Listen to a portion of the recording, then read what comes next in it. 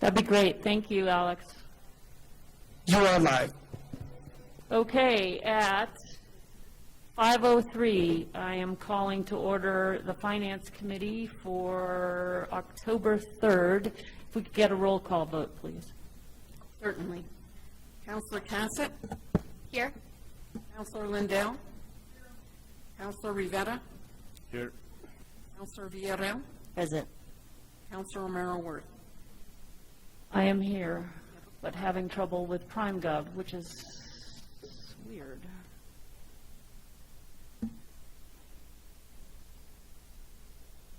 So hold on, everybody. Whoops, this one.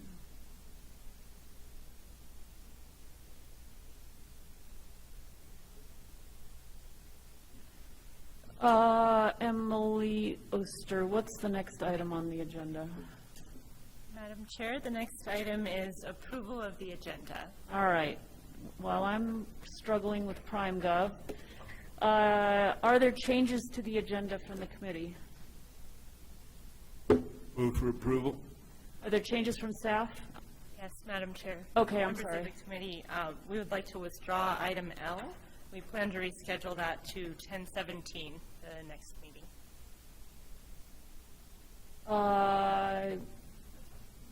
I'm sorry, what, did you, you're withdrawing it?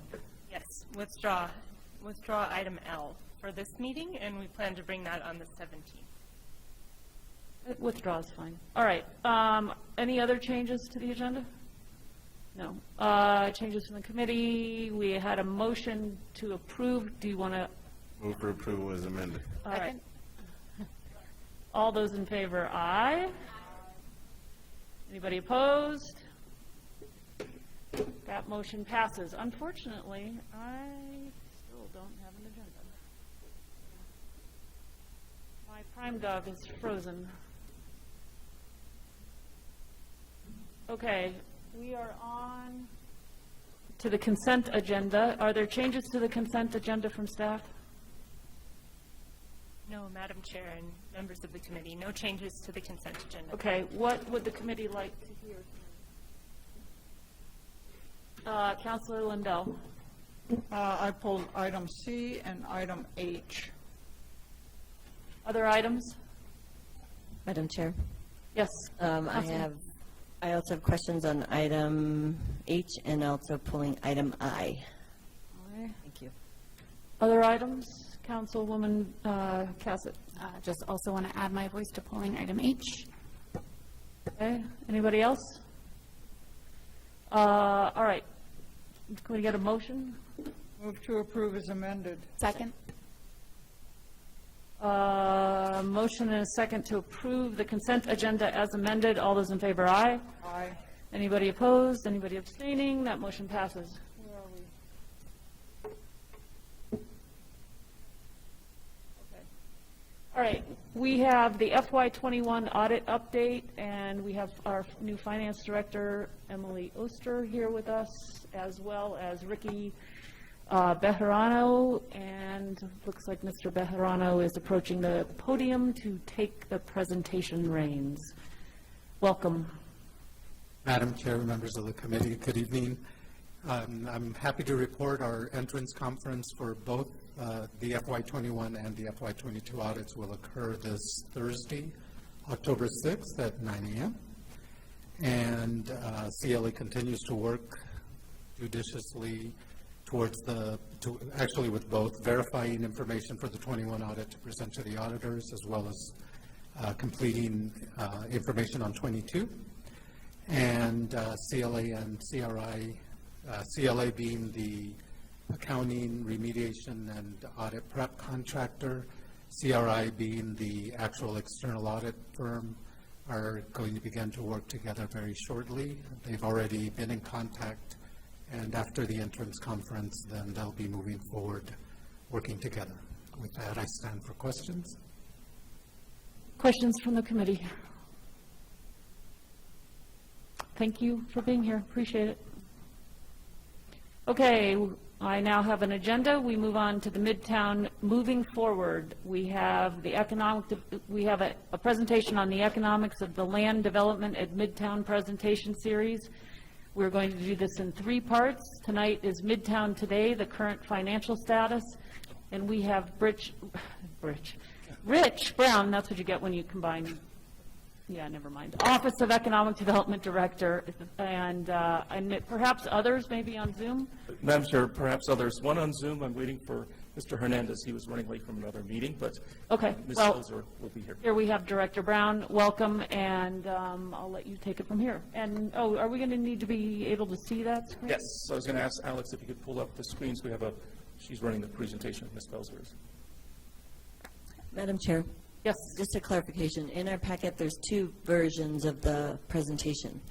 Is there one that's different from the other? Counselor, if I may, the revised, there's one that's marked revised.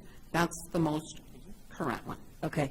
And is this also published on the public side, not our internal? It's published in the public as well.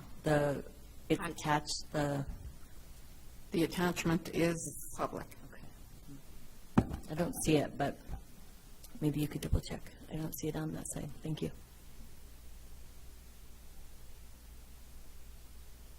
Okay. We have it to go on screen, too, correct? I think so, yeah. Just ask Ms. Filzer if she could pull up the slides. She's there. She could share screen.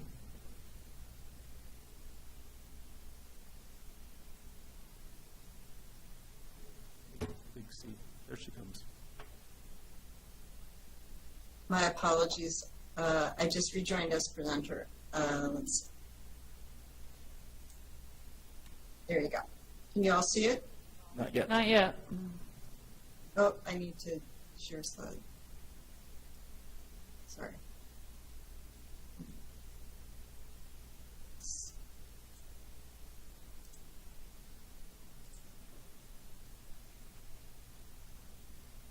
Okay. And Ms. Filzer, if you could get it to Prezo. There we go. Oops. Other screen. Can you see? Let's see. So Okay. we can see it, but we're, I think, looking at your slides as well, so if we Yeah. could Got get the it, full yes. screen, that'd be Full screen. preferable. Yes. Sorry. Switch Yeah. screens. There. How's that? Getting better. There we go. There you go. Sorry. Okay, technical Technology in a hybrid world. difficulties this evening. All right, I'll let you take it from there, Director Brown. Thank you, Madam Chair. Good evening to everyone in the council and members of the public. Today, as Madam Chair Romerowitz had said, that we're going to talk about the Midtown land economics, and this is normally a 90 to 100 slide presentation, but we wanted to break it up into 3 parts so that everyone, the public, our intro staff, and the policymakers could understand what we're doing in this process. Keep in mind that through our 9-step resolution-approved development plan, part of it is understanding the land economics of the site. As I said, go to the next slide, please. So, just to look back, as we look at this development of the site, it was purchased as an important asset. From there, the goal was as a community asset that we can develop, and what we're looking at now is the potential for the uses moving forward. We can understand the potential for the uses moving forward if we understand the value of the parcel. There are a lot of developers who will not necessarily come and develop an empty site that's owned by a city if there's no value to it or improvement to it, so that they can see some collaboration or financial support from municipal partners. So this is what we're walking through. First one is the current status. The next presentation will be on, give me 1 second. Tomorrow, what is about the cost of Midtown, and then our third presentation will be the city and its return on investment. So what you'll see today is about the current state, expenses, the revenue, et cetera, but we wanted to make sure you knew that this site is being used for community purposes, and while you'll see a lot of data on the next probably 12, 14 slides, it's really about starting up this development process so we can move Midtown forward. So the next slide, please. So, as we know, Midtown is a highly distressed asset. We've had a lot of talk about the word blighted. This is what kind of distressed asset means. We are possibly selling the property as is, but at the same time, we don't really get the value out of it when we do that. And so as we build this master plan and create the land economics, as the city, we retain a lot of control over the property. One being, how do we address our housing issues? How do we address public space issues? How do we address innovation and commercial space issues? And how do we address some of those legacy buildings that we have on the campus? So keeping it as a property that we will learn to create or create to build infrastructure allow us to have a control moving forward as we dispose of parcels addressing housing. These are new slides, Madam Chair, and Councilman, they're just the first 2 slides are new.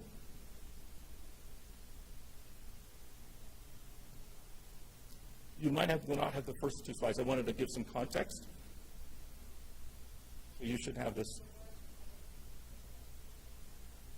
Go back to the next slide, Dina. This here? Oh. No. I think what Councilor Rendell is asking, we might have moved the slides around. I'm sorry, because when you do presentations, there's a lot of work up to the final hour. So I'm sorry, but the slide is there on the deck. So I'm trying to think what slide we're on right now. We'll send the updated version right after the presentation. So yeah, the slides are there. We had to move them around for the context of the presentation. Apologies. Next slide, Dina. I don't know if Daniel Hernandez has arrived.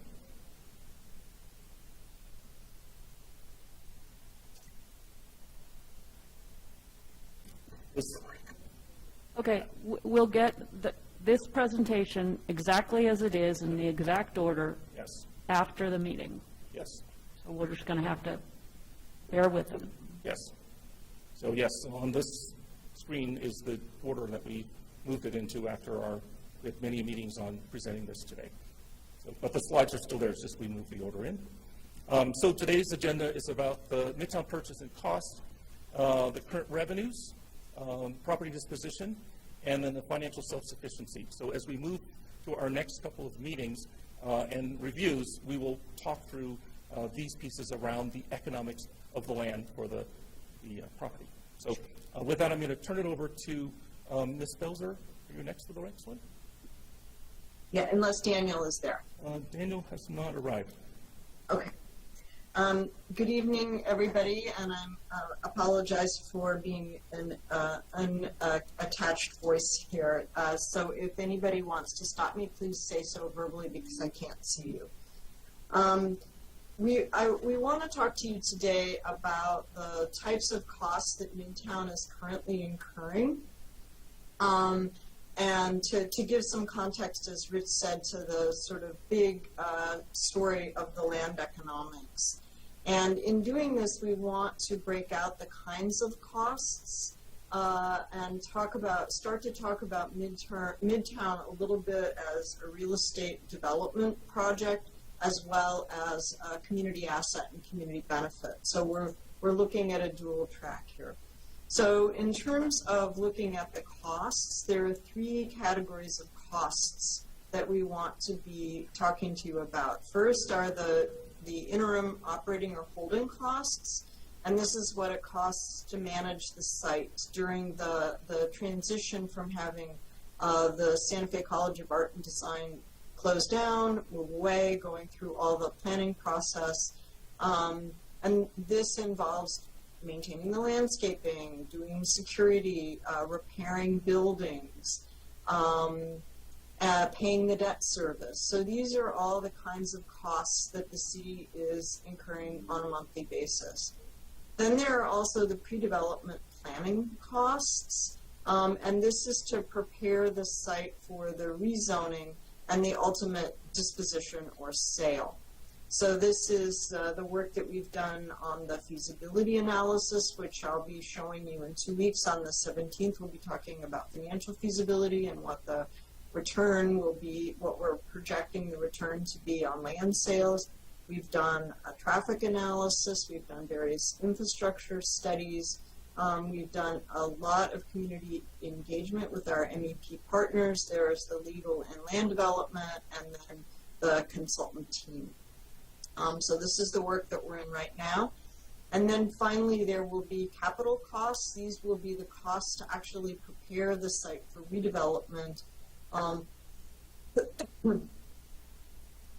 excuse me, that will include upgrading the main utility infrastructure systems, that's sewer, water, electrical, preparing for the parcelization of the site, and doing some small amount of site preparation. That's doing environmental assessment. There may be some more buildings demolished. We'll talk about this more in 2 weeks.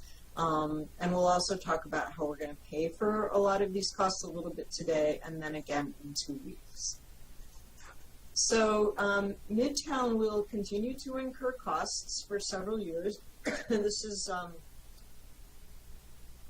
what we call the equity investment phase of a real estate development project, where the investors put their money in upfront in order to get the payback return later on in the process. And what you see here are the two kinds of costs. The blue line are the operating costs, and again, what it just takes to turn the lights on, etc. And then the red line are the pre-development costs. These are the consultant costs. The various kinds of studies that are going on now to really get ready and get prepared to do the work.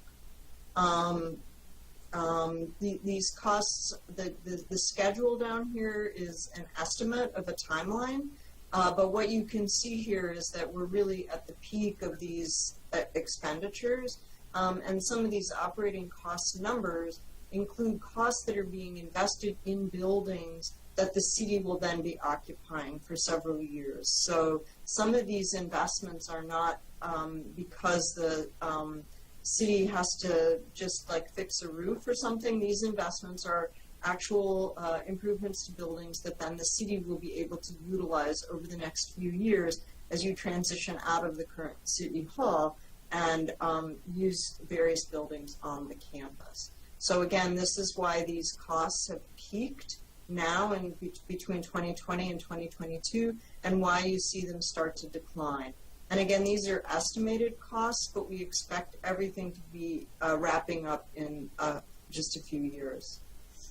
It's important to remember that redeveloping a distressed asset like Midtown takes time, and that one of the big things that we need to do, I include myself as part of this process, but the city needs to do is to really look at reducing the risk of future development. And by doing that, you will also increase the value that you will be able to achieve. So the less risk is associated for future developers, the more they're going to be willing to pay for the land.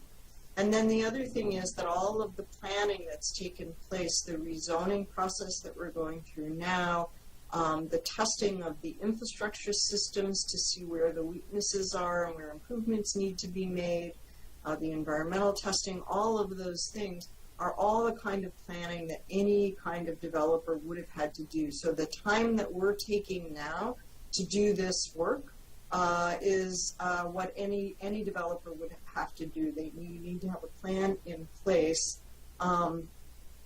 But once the city decided to part ways with the master developer by stepping in and immediately taking on doing this process and taking on the rezoning, the city has accelerated the development process. If the city had tried to sell the land, waited for a developer, gone through those steps again, the timeline would be extended and much more uncertain. Now there's a lot of certainty built into the process, and again, just having more certainty is something that builds value.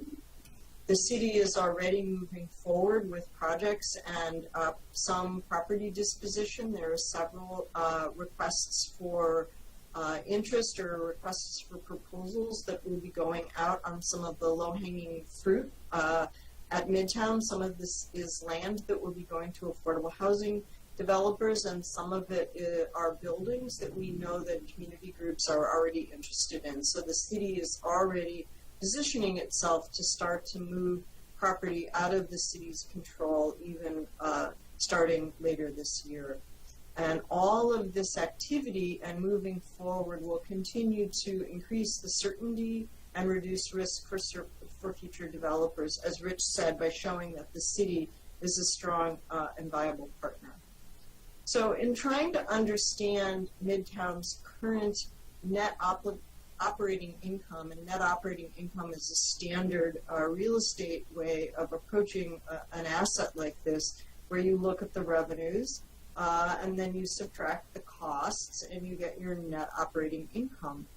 But this is a bit challenging in the Midtown case, and we know that people have been asking for this information for a while, and it's taken time and the great assistance of many city staff people to be able to compile this information, because enterprise is not run as an enterprise fund. In other words, all of the revenues and all of the costs are not maintained as a single fund, but they are counted, they both, the money spent and the money earned goes into the general fund.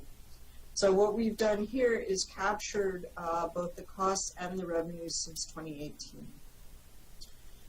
One of the big categories is the outstanding or holdover debt that was incurred when the city initially purchased the property in 2009 and then invested in many of the buildings in over the next few years in partnership with the Santa Fe College of Art and Design. So these numbers are approximate, but what we were seeing approximately at the end of 2021 was about $22 million still outstanding. The amount of debt that has already been repaid is about $17 million. Right now the bond payments would go out through 2039. Excuse me, but the way that the bond is structured, excuse me, it can be repaid any time with no prepayment penalty. So these are the operating expenses, and again, we thought it was important for you to be able to see what these look like. You see debt service on here, and this again is an annual estimate. These pre-development costs, these are the consultant costs and money that's being paid out right now to, again, position the property to be planned through the zoning process and to create the master plan to reflect the community's goals and objectives, so that as the sale and disposition process happens, it happens in an orderly way. Then we have all these operating costs, the contracts, and again, these are for maintenance. The biggest cost in here is the building, the amount that's been invested in buildings to, again, upgrade them, maintain roofs, maintain the heating and cooling systems, be sure the water pipes are all running. Because if you don't invest like that, the buildings will be much more expensive to bring back up to use when they are ready to be used. So these total operating, remember, these are just the operating costs, including the debt service and including the amount that's been invested to bring some buildings up to par so that the city can occupy them. Ms. Bilzer, could we Yes. go back to that slide? Yes. And if you could just read across there's a little screen saying who's talking. And I'm it is sorry. covering one, there we go, that's even better. All right, I was going to have you read it, but maybe we can just hold for a second so people can see the pre-development cost averaged line item over the various fiscal years. All right, we can go on. Thank you. Okay, my apologies. Is it better if I have my cursor in this position? I just didn't want, there's a little thing that you Yes. moved that says who's talking, Oh, okay. and it was Yeah, it's- it was covering the spreadsheet. Thank you. Interesting. It appears differently on my screen, so thank you for stopping. Here's the total income. The city has been very entrepreneurial in terms of renting out space. Most of the income is coming from the film, the use of Garson Studio and the other buildings, and the Garson Studio people are using all kinds of buildings for all kinds of purposes. They don't use the same things all the time, so these numbers do fluctuate. And then there are several other users who are also paying for buildings. So again, these lease revenues do vary from year to year, but you can see that they've gone up over time. The other thing that's happening is that the city is using various of these buildings for other purposes. Mouton Hall is being used for city administration by the IT group. Student housing building A and B is being used to shelter displaced residents from Railroad Flats. And then the administration building is being used by the fire department and emergency services. And the library is using some of the annex for storage space. So if the city had to pay for these uses, if they had to lease this space on the open market or had to rent a hotel or an apartment unit to house these displaced residents, the city would be spending about $6.6 million more of its general fund to accomplish these same objectives. So the city again is being very mindful of the way that you're utilizing the asset that you have available to you, even on an interim basis. So, Excuse me, did you say 6-point-something million? 1.6 million. Yeah, thank you. I heard the 6 million as well. Yeah, I So- heard I'm 6 so million. sorry. 1.656. Yeah, so it's- 1.6. Yeah, so down there where your cursor is, $1,656,224. Yes. Okay, Exactly. we just want to make sure we're all on the Yes, same page. absolutely. So what we have here is the combination of the direct income and the cost savings, which are both benefits to the city's general fund. So these are the direct revenues on this top line here. Can you all see my cursor? Yes, Okay, great. So you can see that in fiscal year 2022, approximately, that the revenues, if you include both your cost savings and the direct income, are about $2.9 million. However, the operating costs are high. So the net operating income, these are this bottom line here is shouldn't be here.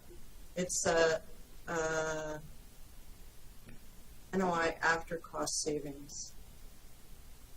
The cost savings were factored into the revenue. Yes. Ignore this bottom line. I apologize. I meant to remove that, and I did. The blue line, the net operating income, shows the amount that the city is spending on it from the general fund right now to cover the cost of both operating and planning for Midtown.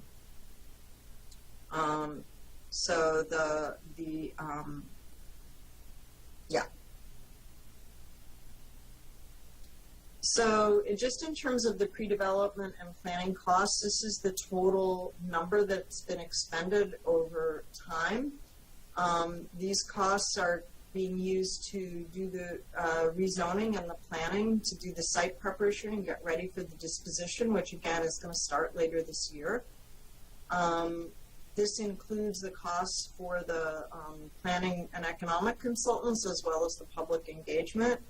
And these costs were really necessary to, again, really begin to step in and mitigate the uncertainty and risk that a developer would face in developing the site. Rezoning the site, if the developer had to do it, would have taken a long time, because they would have had to first negotiate a deal with the city through an exclusive negotiation agreement, and then they would have had to go through this rezoning process, and then develop a disposition agreement. So, so the city has jumped right to the rezoning, and will again be able to start to carve off and sell, put out for disposition various parts of the site, even starting later this year. So again, we already spoke to this slide, but I wanted to remind you again that that the costs are high right now because we're in the thick of the planning, and also in the thick of preparing buildings for the city's reuse. But also later this year, we will start to see, we will be better able to start to predict when the sale revenues will start to come in, and we're going to talk about that more in 2 weeks. That will be one of the focus points of the conversation in 2 weeks. So just, again, to foreshadow a little bit about what's coming up in 2 weeks, that there will be a number of sources and uses of funds for the site. For the holding and operating costs, much of this is coming out of the city's general funds, as we've already discussed. But Regina Wheeler and her team have already procured about $1 million in grant funds from the state to continue to help to pay for some of these holding and operating costs. And there are a lot of grants from the federal government right now on infrastructure, so we're seeing that these sources being available for all of these kinds of costs. The city will likely use bonds, either a gross receipts tax or general obligation bond, to help pay for some of the capital costs. And we've been doing some projections on GRT bonding, and we'll be able to come back to you on that a little bit. We don't have all the final information because this is going to play out over a number of years, but we want to show you some preliminary modeling that we've done on this. The developers will reimburse for some of these capital costs, particularly for the sewer and water, and they will be responsible for working out direct agreements with PNM on the electrical system. So, so some of the costs that the city will lay out, potentially even through some of this bond money, will be upfront costs, which will be then reimbursed over time. We've already talked about the lease and avoided costs, and then of course land sales will come into play as we start with the disposition process. So while we don't have all of the numbers here right this minute, we'll be talking about these numbers in greater detail in 2 weeks. But I just wanted to let you know that we have our eye on this, and this is where we're going.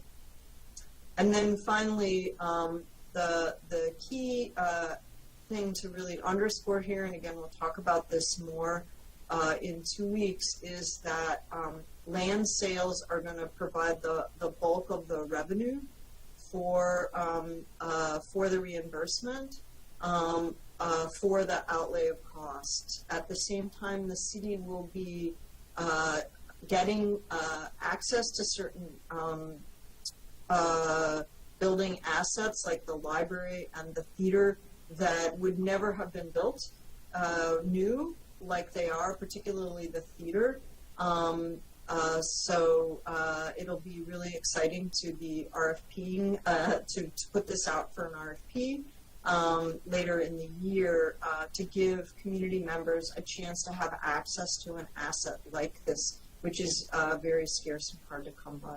And the interest in the film studio is heating up, and we're hoping that there'll even be some additional tours of this facility coming.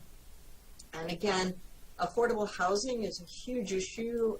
We are all aware of this, and there are 2 parcels that have already been earmarked for affordable housing. So the first new construction that will happen on the Midtown site is anticipated to be affordable housing.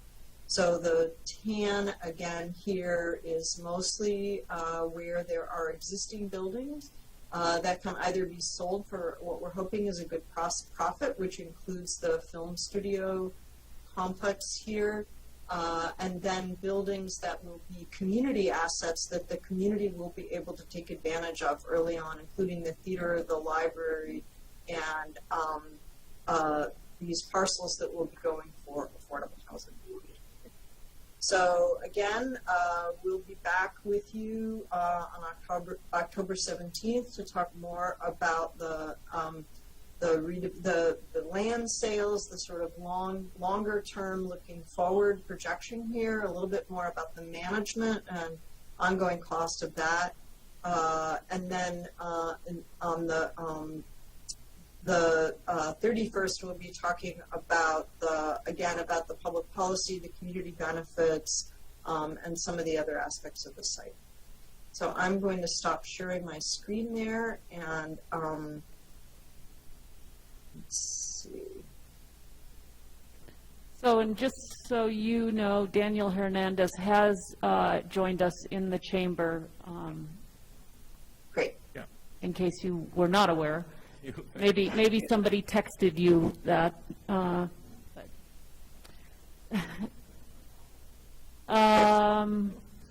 Okay. So now I can see you, but you're no longer seeing my screen, correct? No, we're not. we're seeing you now. Okay, good. Director Brown, is there anything else? No, that's included. As we said, there are 2 more presentations coming up. This was the first one of 3, and so thank you, Ms. Belzer, for walking through those slides. And we stand for questions. Mr. Hernandez is here, and he can join in the question and answer period. Great. Questions from the committee? Councilor Lindell? Here.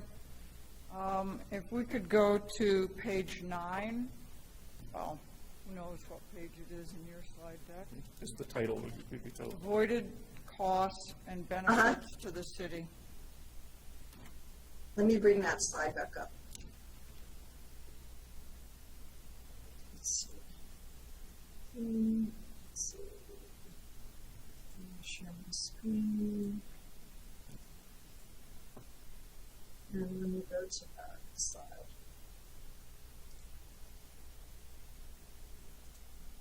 Are you seeing that slide now? Yes. Yes, Councilor Lindell. On the library complex, Mm-hmm. are we using a city library there? Madam Chair, Councilor Lindell, we're not using the city library right now, but Vital Spaces is leasing an annex of the library. I know, but we're giving them a cost estimated savings of over 1.2 million. That can't possibly be right.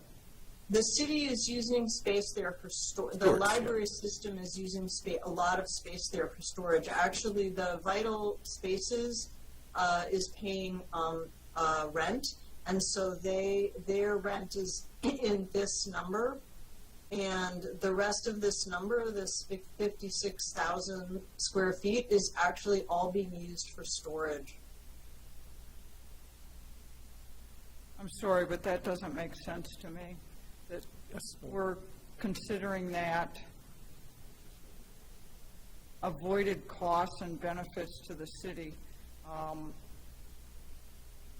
What are we storing there that is so worthwhile? Well, there's a lot of art and assets in FFE in the library, but another analogy is we have a storage facility at the the rail yard at Market Station, where we're storing all kinds of files, but I don't know specifically what's there. I have to ask Ms. Kamiyama from the Arts and Culture Department what's being stored there. But I know we have lots of assets that are at the library right now that are being stored. It's a big number to put into this chart for avoided costs and benefits. I doubt that Vital Spaces is paying much rent. No, they're Madam Chair, Councilor Dale, they're probably, I'd say, $2,500 a month for their lease. It's a very small number. The largest part is the avoided cost of storage. It's not Vital Spaces that's paying for that amount. So, Those are the kinds of things that raise my antenna and make me worried about these numbers. I mean, where were all these things previously? Did they get moved into that library? And like that's $1 million worth of storage. Those are problematic. They just don't make sense to me. And Let us We'll get back get to you you on more that. information about that, and we'll report back to you on the 17th. I get it, but why don't we know now? Somebody put this together. Somebody Well, came up with a my- big number. Right, my colleague did the research on this, and because I'm sharing my presentation with you, I don't have a way to communicate with her directly. I apologize, but we'll get you more information about this. I think someone else should take the floor. Thank you. Other questions from the committee? Councilwoman Villarreal. Thank you, Madam Chair. Yeah, those kind of numbers, it is confusing if we could just get an understanding, because that's the largest amount of what we're saving. So, yeah, that wasn't my question, but I just agree with Councilor Lindell.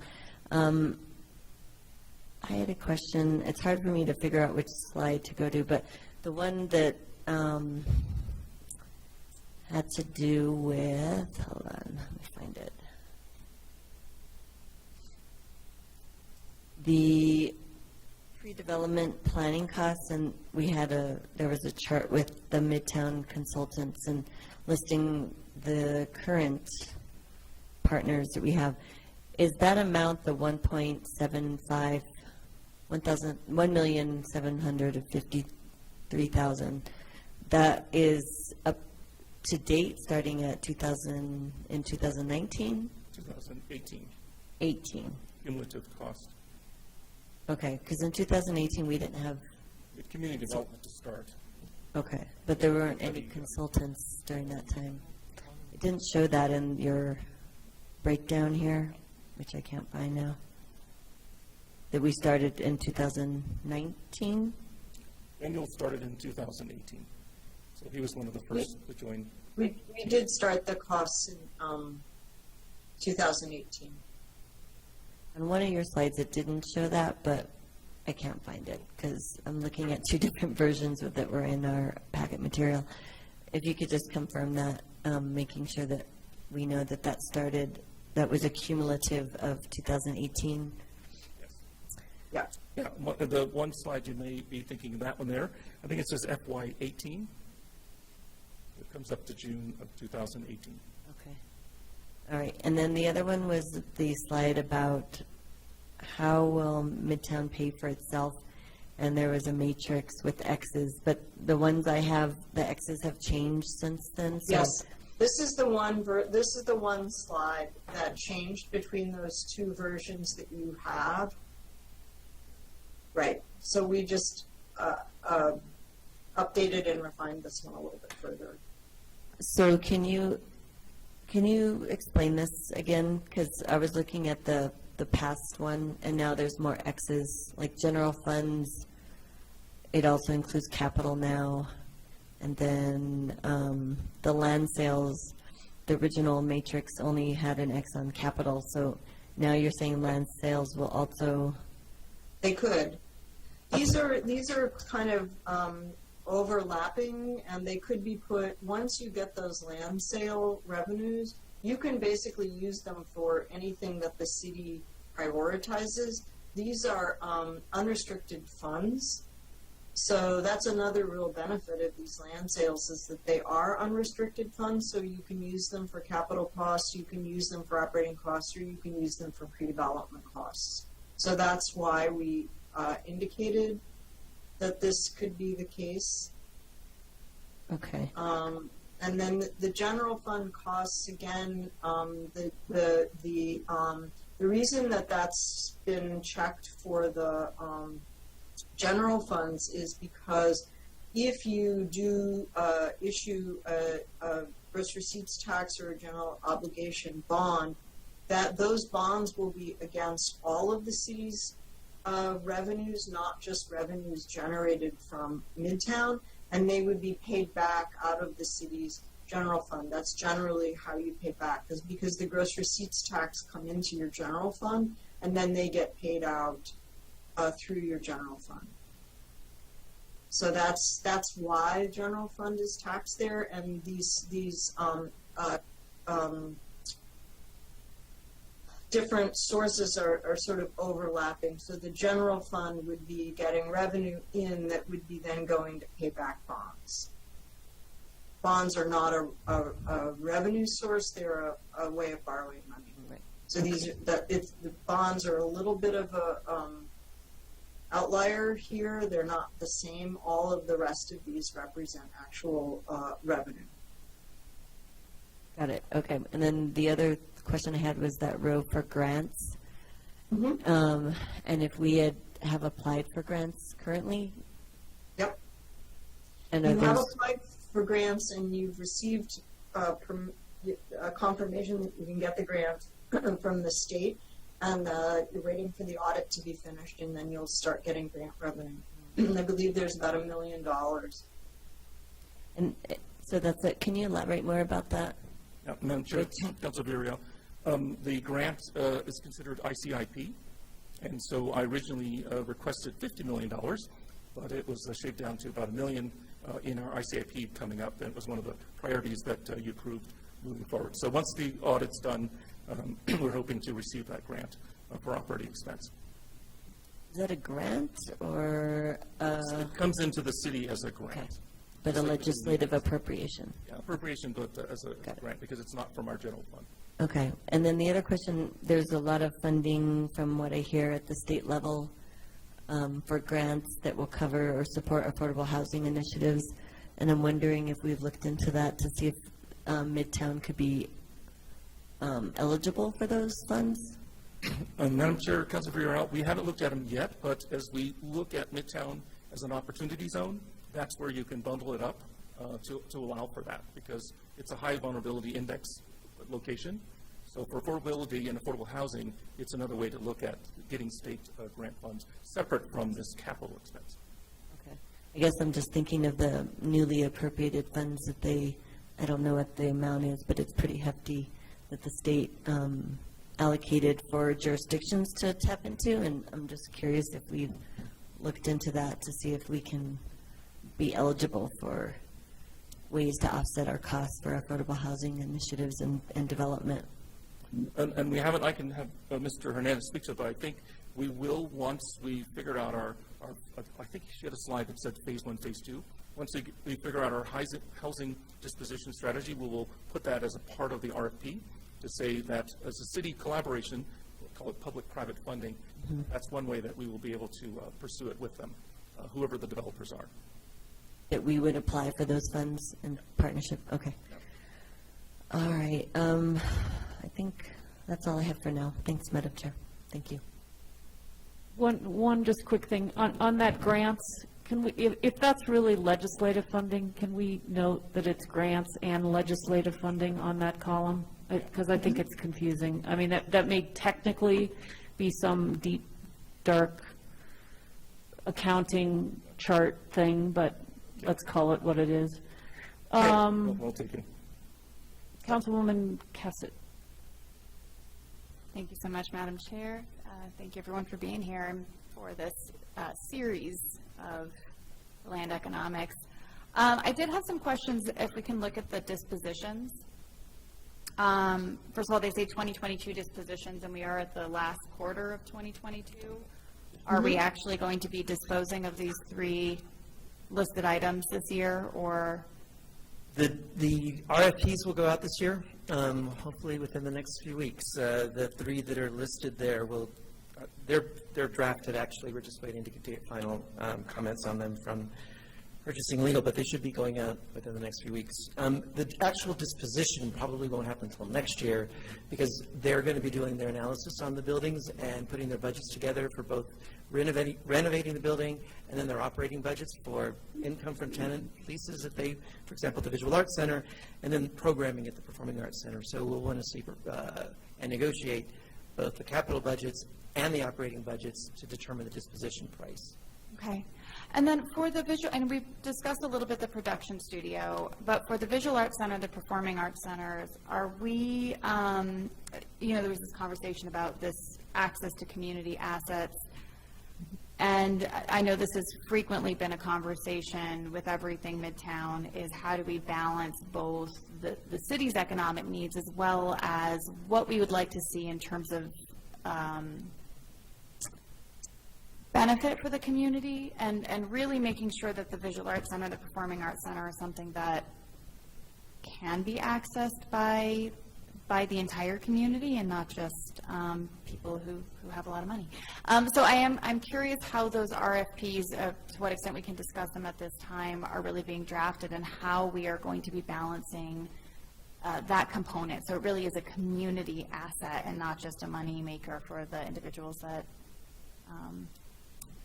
win the RFP. Yeah, so I think these early assets do achieve a few things. One is embedded in Dina's presentation, there was the number that talked about the operating costs for existing buildings and how much money and the importance of maintaining them while they're not occupied, while they're vacant.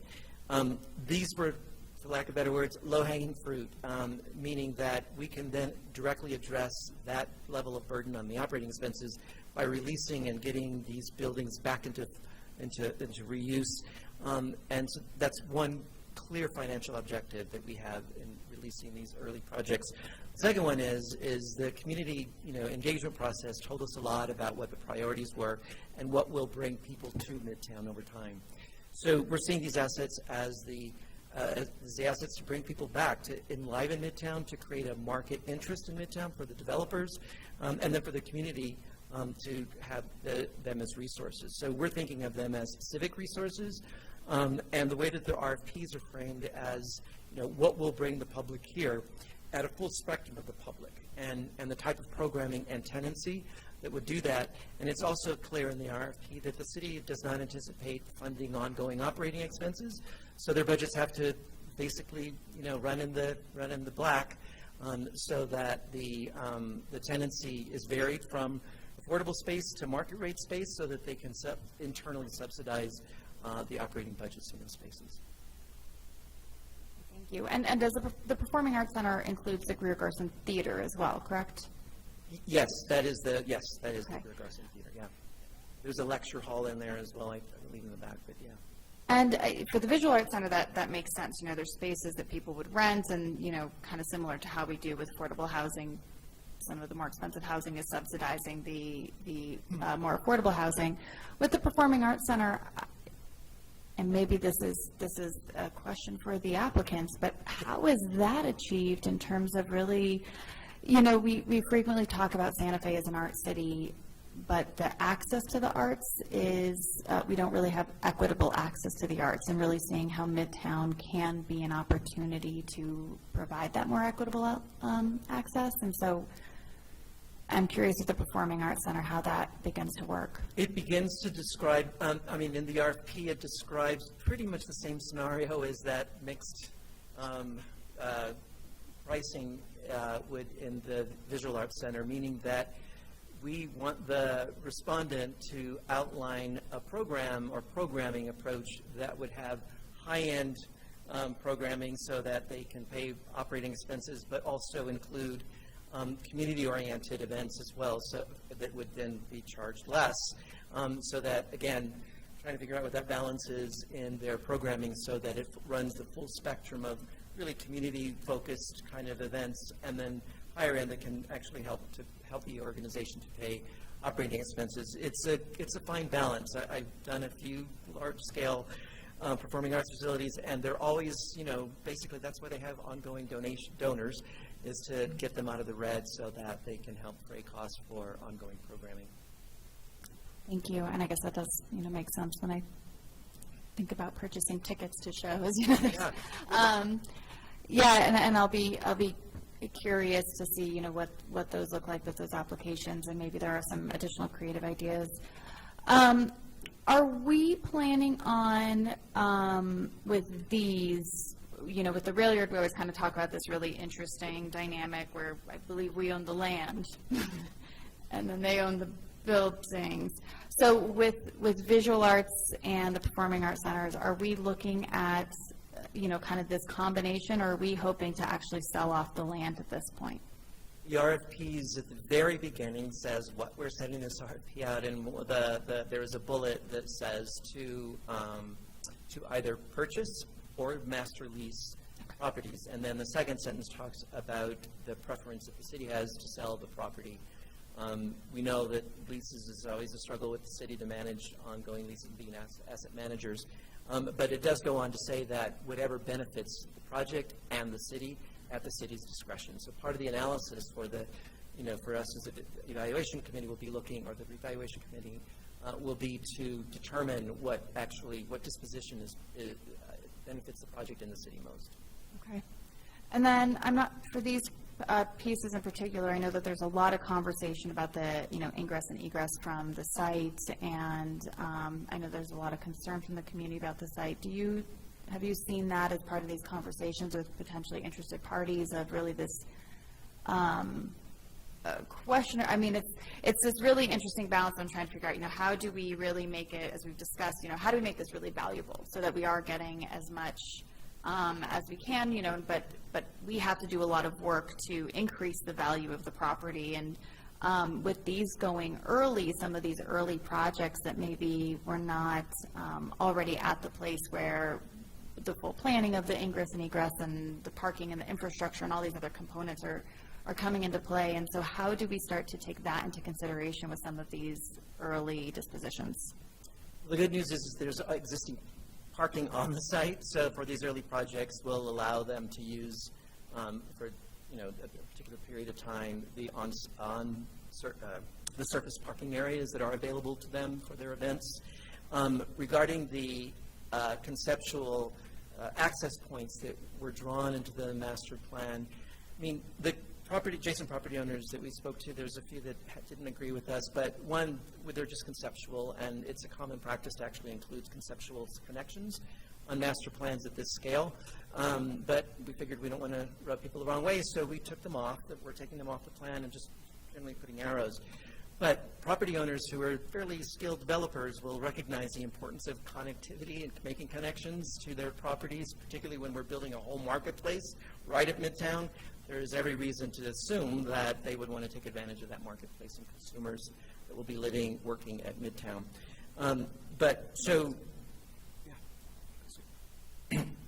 So I'll also add that keep in mind the properties, both the theater and the visual arts center, will take a couple of years to improve.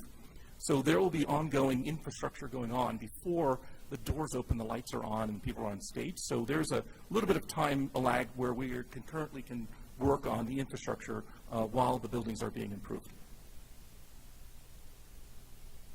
I would just add that we've tested all the infrastructure, sewer, water, traffic, everything, and we know that there is the capacity right now in those systems to accommodate these early uses.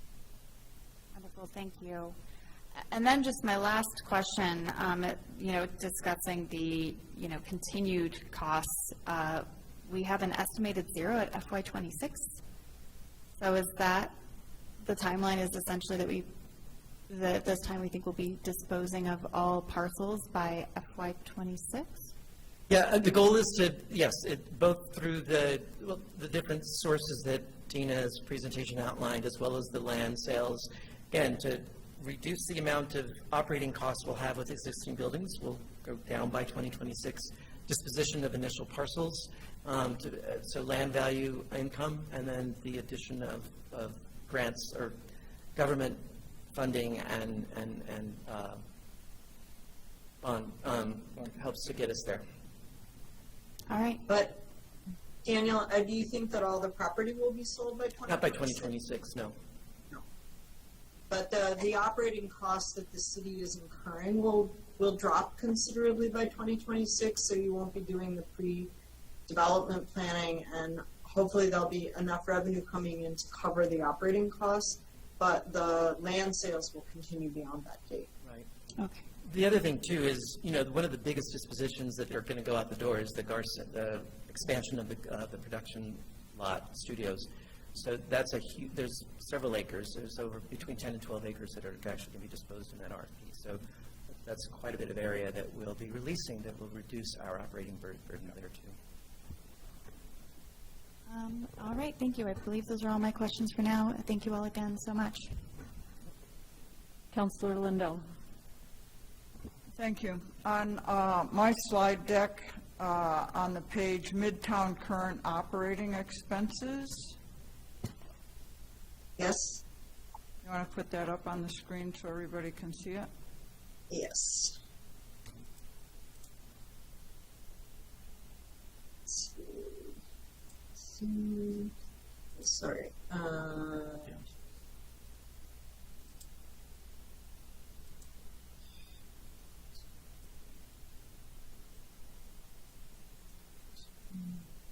So many things to click here. Okay, let's see. Current operating expenses.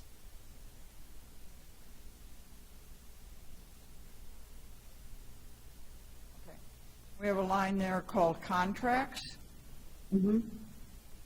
And from 2019 through 2022, those add up to approximately 1.2.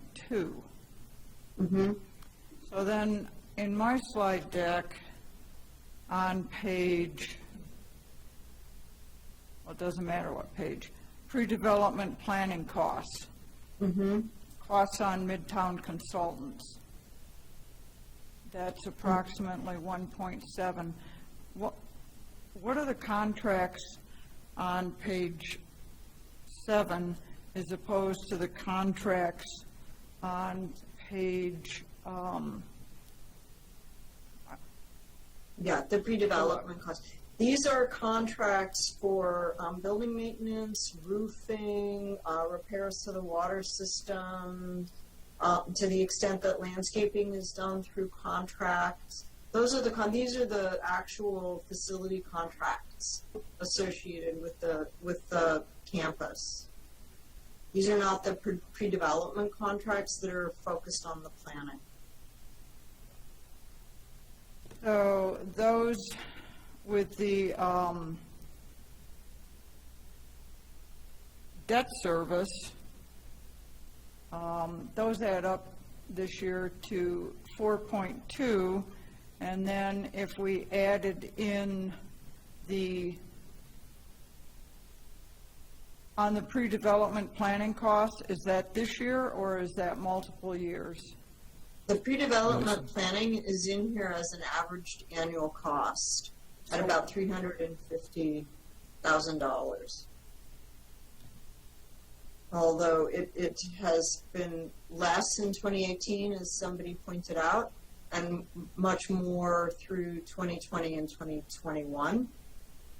And our work is winding down, most of it, and there will be some more engineering costs going forward, but the planning costs will wind down with the result. That slide that says pre-development planning costs, is that, This is the aggregate cost. and that was from 2019 through 2022? 2018. 3 years? 2018 to 2022. 2018. Sorry, I'm clicking back to the wrong slide. It's So that- 2018, So that's 4 years worth, right? correct. So that was approximately little over 400,000 a year. Right. The pre-development costs? Correct.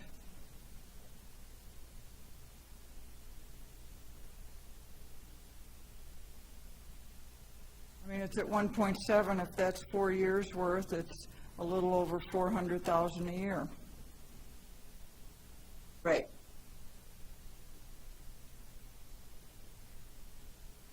You're right. You're saying the average is 350 in the chart, and I think it's an average you have there, Dina? Right, yes. But it's really more than that. Yeah, the average, if you divided it by 4, would be higher than this. Well, let's try to get those numbers corrected. Yeah, if you add up the 5 350s, it should come to 1.7. 1 point what? 1.7, so 2 350s is 700, another 2 350s is 1,400, and if you add 1,750, you get to about 1.7. I think the confusion is it's 5 fiscal years and not 4. So, because they're including both the 2018 and the 22 fiscal year, and so if you count both sides, it's 5 fiscal years. Yeah, there you go.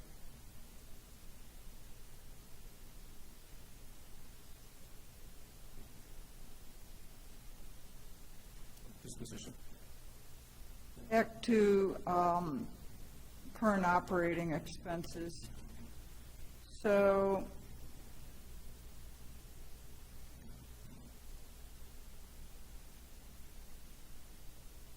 our building maintenance, in addition to our contracts over there, it's almost 1.4. Correct. Okay, that all divides out to, you wouldn't be satisfied if I didn't say it, to a very, very sizable number every day. Probably over $11,000 every day, 365 days of the year, no Sundays off, no holidays off. So that's a lot of money. I'll yield the floor. Other questions from the committee? Madam Chair, just Yes.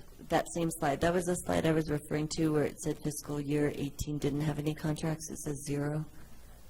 So we probably should Oh, I correct that see. because Yeah. you said there Yeah. was You're 2019 right. Yes. contracts. Right, Yeah, thank you. from the Yeah. Public Works Department, and we'll find out. Thank you. Yeah. So if you could make changes so that this, what you send us is accurate based on what's been discussed. I don't think Yes. it does us any good to have a slide deck tonight that we have to go back and forth. Is that okay with the committee? Okay. Yeah. Excuse me, Madam Chair? Yes, Councilor Rivera. I don't know if, I assume it's possible, but is it, can we get the slide deck that's updated in Prime Gov for this meeting so the public has an opportunity to see what was displayed tonight?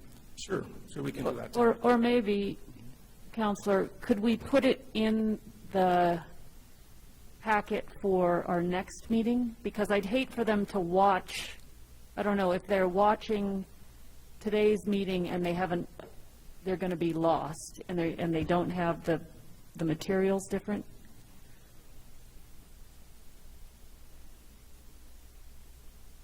Is the packet material on the public side? Did anybody figure that out? Ask Ms. Roybal if she could. Madam Chair, I did publish to the public. Okay. Yeah, I'm looking at it on the public side, but it's different. The slides are rearranged, some of them are missing. The first two slides, I think that. I just would hate for us to put something in there that then we're talking and it makes it even worse. Would it be all right if they put the updated version in the packet for next time? Yeah, that's fine with me, but there is stuff in there now, so if they look at it, it's going to be, Okay, well, maybe we add it in both, just don't take down the other packets. That way, everybody can look at the whole deal. Yeah, we can say revise on this date time, and then the added information from the discussion today, we could put into the packet for the next one on August 17th. Okay, so let's do it both ways. Put it in tonight and then for tonight and then put it in the next time. All right, other questions from the committee? Councilor Garcia? Madam Chair, appreciate the opportunity to ask some questions. Thank you to the Midtown team. First request I was going to have is if we could also send it to the governing body members that are not part of the committee, just because this is a major project and I feel they should have the information as well. The pre-development costs, the presentation stated it was roughly $1.7 million on the pre-development costs that we've incurred to date. My question is, if we has the city decided to not take this on ourselves, and if we continued with the RFEI process, would we have incurred $1.7 million? And if not, what would have been that cost?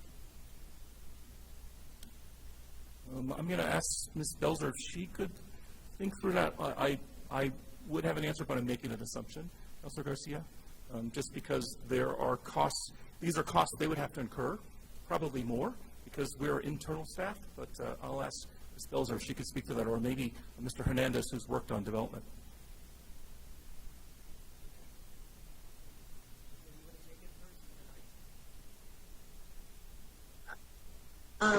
Well, hearing nothing from Mr. Hernandez, I would say that this $1.7 million includes a lot of work that a developer would have done had they been willing to take on the property. But all of the development proposals that the city received going through the master developer process did require, and the master developer that was selected asked for a very large subsidy to help them undertake these costs and do some of these same kinds of capital improvements. So the city more or less would have been requested to pay all these, potentially these very similar costs, but instead what happened was the developer looked at the deal and said, we don't want to pay those costs. So the city is going ahead and paying the costs in order to, again, maximize the land value and really be able to leverage the Midtown campus as the community benefit that it is.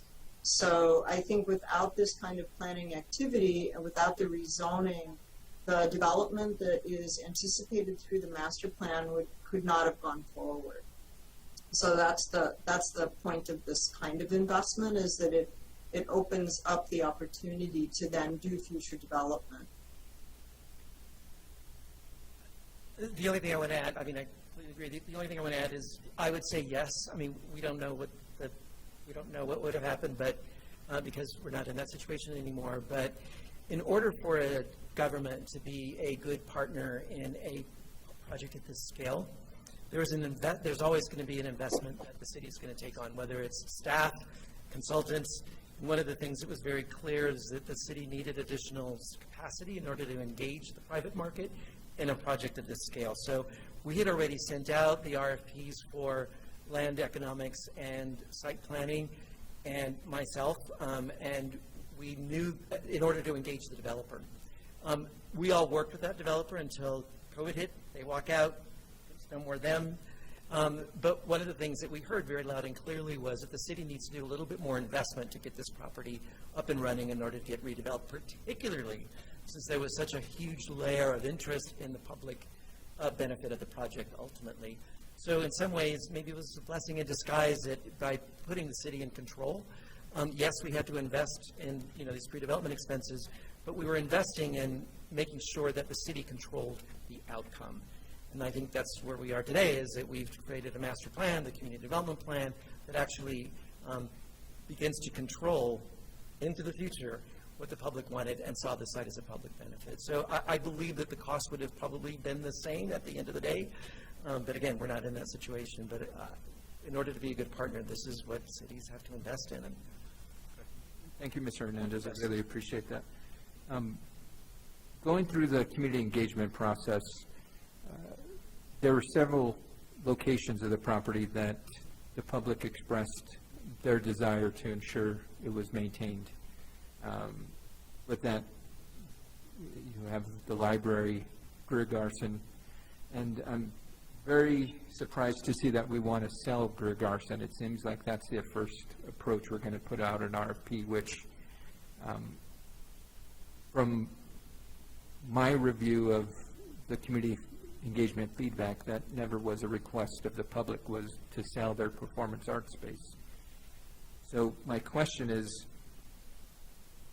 out of those, we've got 3 locations, Visual Performing Arts Center, the Visual Arts Center, Performance Center, and the production studio, the production lots.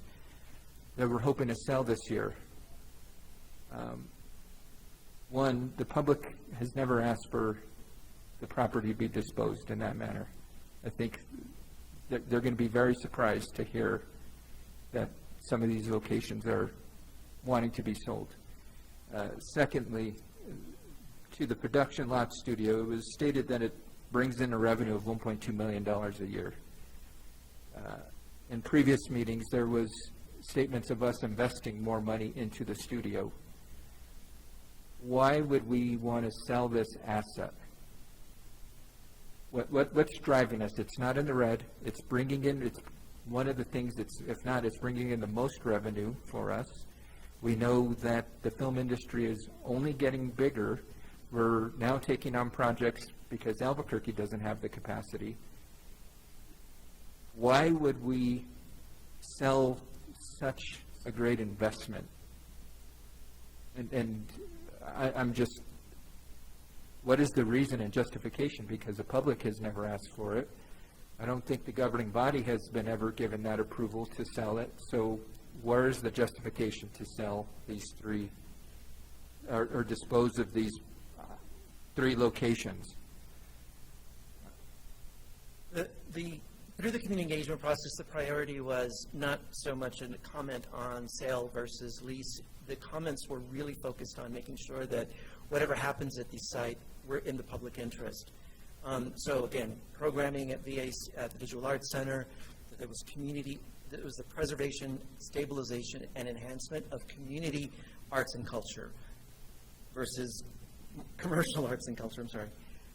And so that's, again, written into the RFP. That was their objective. Now, whether we get that through a sale or purchase is to be determined through the RFP process. So presupposing too much on the marketplace really begins to constrain the responses that we can get. So we're saying sale or lease, but whatever benefits the project and the city meaning the public interest. So again, we don't want to constrain before we even get out the door. We want to see what kinds of responses. If someone's saying, thank you for a sale purchase, we don't really care about public programming, well, clearly they're not going to be competitive as the way that the RFP is structured. But if they are able to give us everything we want and it's through a sale, then it's great. So that's one piece for all 3 properties. The other thing is that there's a supposition that somehow through a master lease that this, we maintain some levels of control. The reality is that the master lease gives a lot of control over to the developer owner because they're going to have to secure financing to do it. It means we have to give them a mortgageable ground lease in order for them to secure financing for the project. So they have, we relinquish a lot of control. So there's a misunderstanding about that.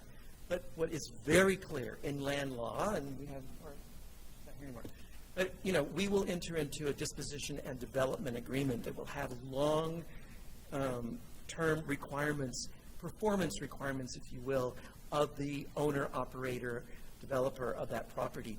That is the strongest tool that we would have as far as making sure that the property remains in the public interest. The other thing that we heard throughout the whole process, during the community process, was the difficulties that people experience in assets that are owned by the city and managing leases. It's an asset management arm, and it costs a lot to manage assets. So if we can get the upside through a purchase with a disposition agreement that talks about our long-term return revenues through that disposition, that's sort of a win-win. But again, we'll see what the market tells us, and we'll negotiate those agreements as we get into the marketplace with our RFPs. Okay. Thank you, Mr. Hernandez. I appreciate that. My recollection that the governing body passed a resolution last year, if not the year before last, requiring any time city property is up for sale, a resolution be introduced alerting the public as such. And so I just want to make sure if we're going down the route of selling property, that we're following that process of ensuring that the public is well aware that there is going to be a disposal of property through a notification of an RFP, and then the governing body votes to either approve or disapprove of the disposal of that property. Councilor Garcia, that's absolutely correct. If we go through the RFP process and find a candidate who is looking to buy, or looking to lease, if they're looking to buy, we will have to come to the governing body with a resolution to get approval for that transaction. So there is no handshake, there's no connection, et cetera, before the transaction for any property for sale is put forth. So it will come forward to this governing body, full governing body, before that happens. So. But, Mr. Brown, my recollection is that before it's even put on the market with an RFP, that a resolution has to go out indicating that it is available for sale. So I'll review that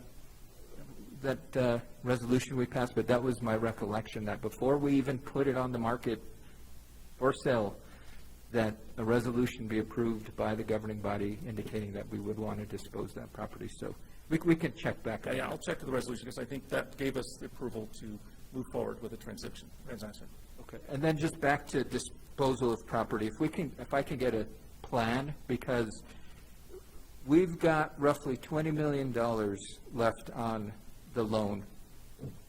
I'd like to understand the plan of, if we're taking the route of disposal of property, how is that going towards paying the $20 million? Are we going to stop selling at $20 million? Are we just going to continue to sell until we want to sell?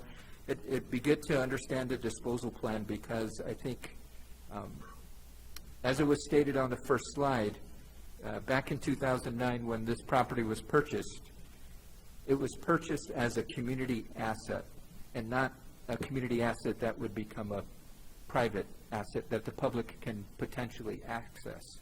The intention was this was bought to be a legacy for the residents of Santa Fe. So I'd like to understand, because there are, it's in the plan, you've got 2022 and thus far 2023, and there is conversation of disposal / lease of property up into 2025. How does that all shake out? How does that work towards paying down the debt owed? And are we going to pass that? Because I'd rather us as a city have the mindset of operating with people over profits versus looking at this as a big profit grab for the community. This is, as it said many times again, this is a piece of property that will become the heart of the city, and if it becomes overly privately owned, that's not going to be the case. There's been no talk of excess GRT usage to pay down this debt. From my recollection, we're averaging at least $1 million in excess GRT every month. If we took half of that, which would be about $6 million to pay down just from this year, that would bring down our debt owed to, roughly $14 million, and if we continue that, we can pay this off a lot quicker. And I think I wish we would be thinking more outside of the box for this piece of property versus just parceling it up and selling it, because what I don't want to happen is what has happened throughout a lot of the history in the city, is where folks jump at the money. And what I mean by that is you see the gentrification that has happened due to folks jumping at the money. And I don't want the city to be a perpetrator of that. I want the city to ensure that the vast majority of that property stays within the public interest. And I wish we were taking the route of more of a lease mentality versus a sale mentality. Because, again, at the end of the day, there's land in this city is finite.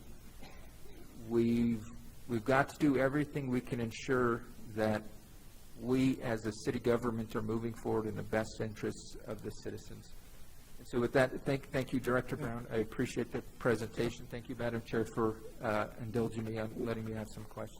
Mr. Garcia, Councilor Garcia, can I answer just one of your questions, because I want to make sure? I told you earlier that I didn't want to make any assumptions, and here's an assumption. My assumption is for those two properties, especially the Zero Out Center and the Garrison Theater, the types of candidates who will probably win the RFP can afford to purchase that property at $8-9 million. They'll want to lease it out. So they're going to be community organizations that will probably be the lion's share of our candidates coming through.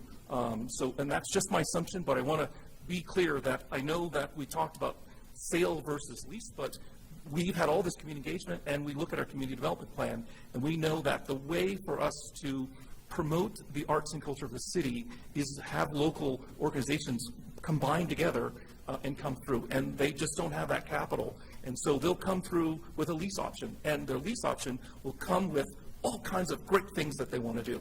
So that's what you're going to see as we move forward. But I wanted to tell you that's my assumption there. A second part I want to respond to a question you had. As we move into the remaining presentations, it'll answer your question about the disposition and the ROI. So hopefully, I think it'll be the last presentation on the 31st. We'll sort of talk about that timeline you were asking about for the disposition. So we'll get to that part. And then I would turn it over to our Mrs. Oster, if she'd like to talk about the GRT, that we could pay down some of that debt, but she may be able to respond to that question about that. Hello, Councilor Garcia and members of the committee.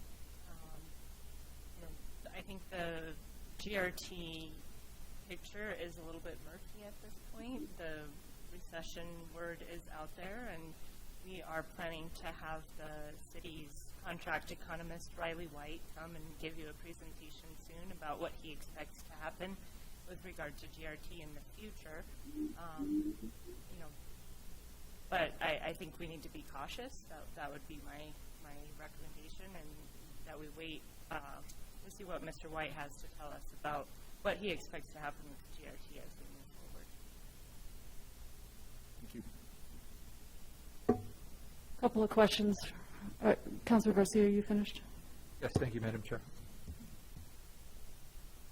So, Mr. Brown, Mr. Hernandez, Ms. Belzner,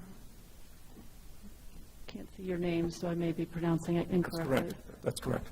Correct. Thank you. Talk to me a little bit about the philosophy of the RFPs and why you put them out there for these three pieces of Midtown with the idea of we're offering them for sale or we're offering them for lease.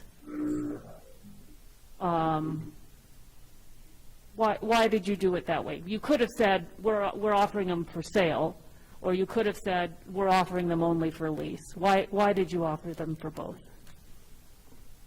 Even in tonight's discussion, there are opposing views about injections of capital and the timing and the way that they come in.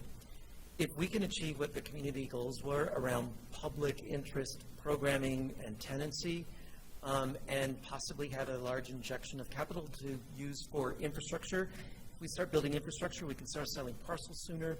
There's just a confluence. It's just not a one reasoning kind of disposition that is going to be evaluated when we get proposals back. It could be a lease, but maybe they have a huge, down payment the first 2 years into that lease, which reduces their payments over the next 10 years. I don't know what these things are going to look like, but by hindering the market without going out to get responses, we're only hindering ourselves from being able to achieve the goals that the public has said that's of interest at Midtown. So the RFPs are written so that the respondents can be flexible, with the clarity that public programming, public tenancy, or public, in the public interest, but also that the way that it made it clear that we need an injection of capital along the way in order to get to that 2026 scenario. When you say injection of capital, what you mean is buy the sale of one of these things? I mean, speak to us as lay people. I know you're in this. Yes, a huge payment. And oftentimes, even in a lease, there may be a huge payment, in years 1 through 5, and then it reduces after that. Or it's small at the beginning because they're starting up through years 1 through 5, and then a huge lease payments later. I want to see it all, or maybe it's day one and they still give us everything that we need over the life of the project, and we're able to enter a long-term agreement for public programming. So that hopefully we'll get enough to be able to analyze from these different perspectives. But I think that we all want to see Midtown developed. We need the income to build infrastructure, and in order to develop future sites. So all of these things will be evaluated as So the income that you're looking for, the capital investment, doesn't have to come from the sale? No. What you're just saying now is it could come from the leasing. The idea is these 3 buildings are the most desirable, almost, on the property, and, you know, the best opportunities we have to work with to get some capital investment, yes. whether it's by selling them, if there's a market player out there who can afford them, or by leasing them. Yeah, and it could be a stabilized lease over a long period of time, and that's all we get. So we'll have to evaluate that within that context, but we don't want to presuppose opportunities. Okay. And can you speak to me a little bit about the resolution that we recently did pass, that I believe gave you the authority to even put this RFP together, didn't it? Rich, out of Rich's office, and it was called Midtown Moving Forward. There were 9 steps in there, and one of them was the release of these specific properties and the identification of affordable housing for Phase 1 development. So those are the things we're moving forward. So that did come before this governing body. We did approve that. That is the resolution that is giving you the authority you need to do this work. Yes. And that piece of the resolution is actually cut and pasted into the RFP itself. Okay. And I guess, is a building being privately owned mutually exclusive to being in the public interest or being community, serving the community? No. I mean, we don't have to own everything to have everything be a good community player, do we? No, I mean, the disposition agreement will outline performance, like a better words, what they will do there over time. And those are requirements for the disposition, and then there's penalties if they don't comply with those uses that we agree to. So those will remain in contractual throughout the time that they are occupying that building. Okay. And those RFPs will, once they're issued, well, actually, those RFPs, once they go through all the channels that they go through internally, do come through this council, don't they? As the council person Garcia mentioned, the disposition of property goes to the council, yes. Yeah, no, but the RFP itself, once there's well, I guess the RFP, so let's talk about process. So the resolution said that we would go out to RFP on these 3 buildings. You guys, we will issue the RFP. If a contract comes back through that process, then that's the point at which we will look at approving that contract, correct? Madam Chair, that's correct. There's a whole evaluation process, a whole staff process in the meantime before the contract selected. It's standard procurement from that standpoint. But when the contract comes through, then it comes to the governing body and committees for review, advice, and consent. Okay. And then I guess I would caution this idea that, you know, we have a slush fund, excess GRT, that can be used to pay down the debt, and that's how we ought to use that money, assuming that we even have it. I think we need to, and we do as a finance committee and through our budgeting process, we can't do these things in a vacuum. We really have to look at the total needs of city government, and we need to evaluate how best to make investments for the things that we need across the board. We can't just, you know, there's got to be some way to evaluate our priorities, and that typically has been through our budgeting process. So whether or not, I mean, there's the one hand, do we have the forecasting that's going to say that our GRT is going to remain in excess of the past years? And again, I think it's been hard to know because we're still coming out of the pandemic. We do have this recession word out there, and So I don't think this is just this money sitting around and there's nothing else that we can do with it. So I would caution us about that. Those are my comments. Councilor Cassett, did you have? Yeah, I just had one additional piece. I mean, well, actually, just your comment that you just made around the GRT slush fund, that actually makes, or not slush fund, but, you know, that I think that is one of those complications with our revenue sources, is that I just never really feel like it's reliable. You know, so in good years, how do we save this up? Because we know that there will be years where we do not have the money that we would like, and we've seen it several times in recent history. You know, I believe it was 2014, was that the last really challenging? Well, there was 2008, and then I think there was 2014, and then there was, of course, the COVID year. But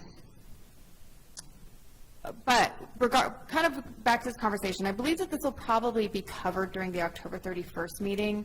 And we've mentioned it before, and these, I know that there's, you know, this concern about how do we leverage, I mean, it really is this balancing piece of how do we really get this off our books, quote unquote, how do we stop spending so much money, but also the community pieces.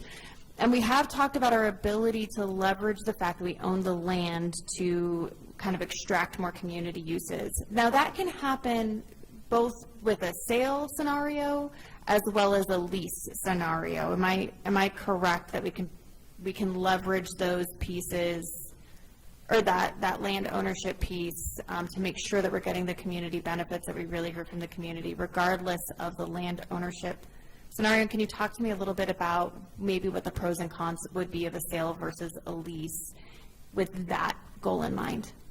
Madam Chair, Councilor Cassett, I'm going to have Mr. Hernandez speak to it a little bit further, but keep in mind it's our land and there are buildings, and so if we're going to sell or lease them, we set the terms.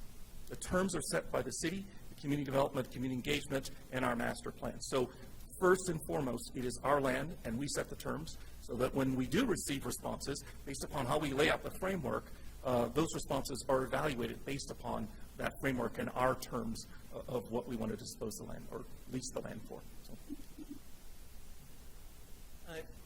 Yes, so each disposition will have its breadth of public interest in it. So we may want additional affordable housing in certain projects, and so that will reduce the land value that we'll be able to negotiate.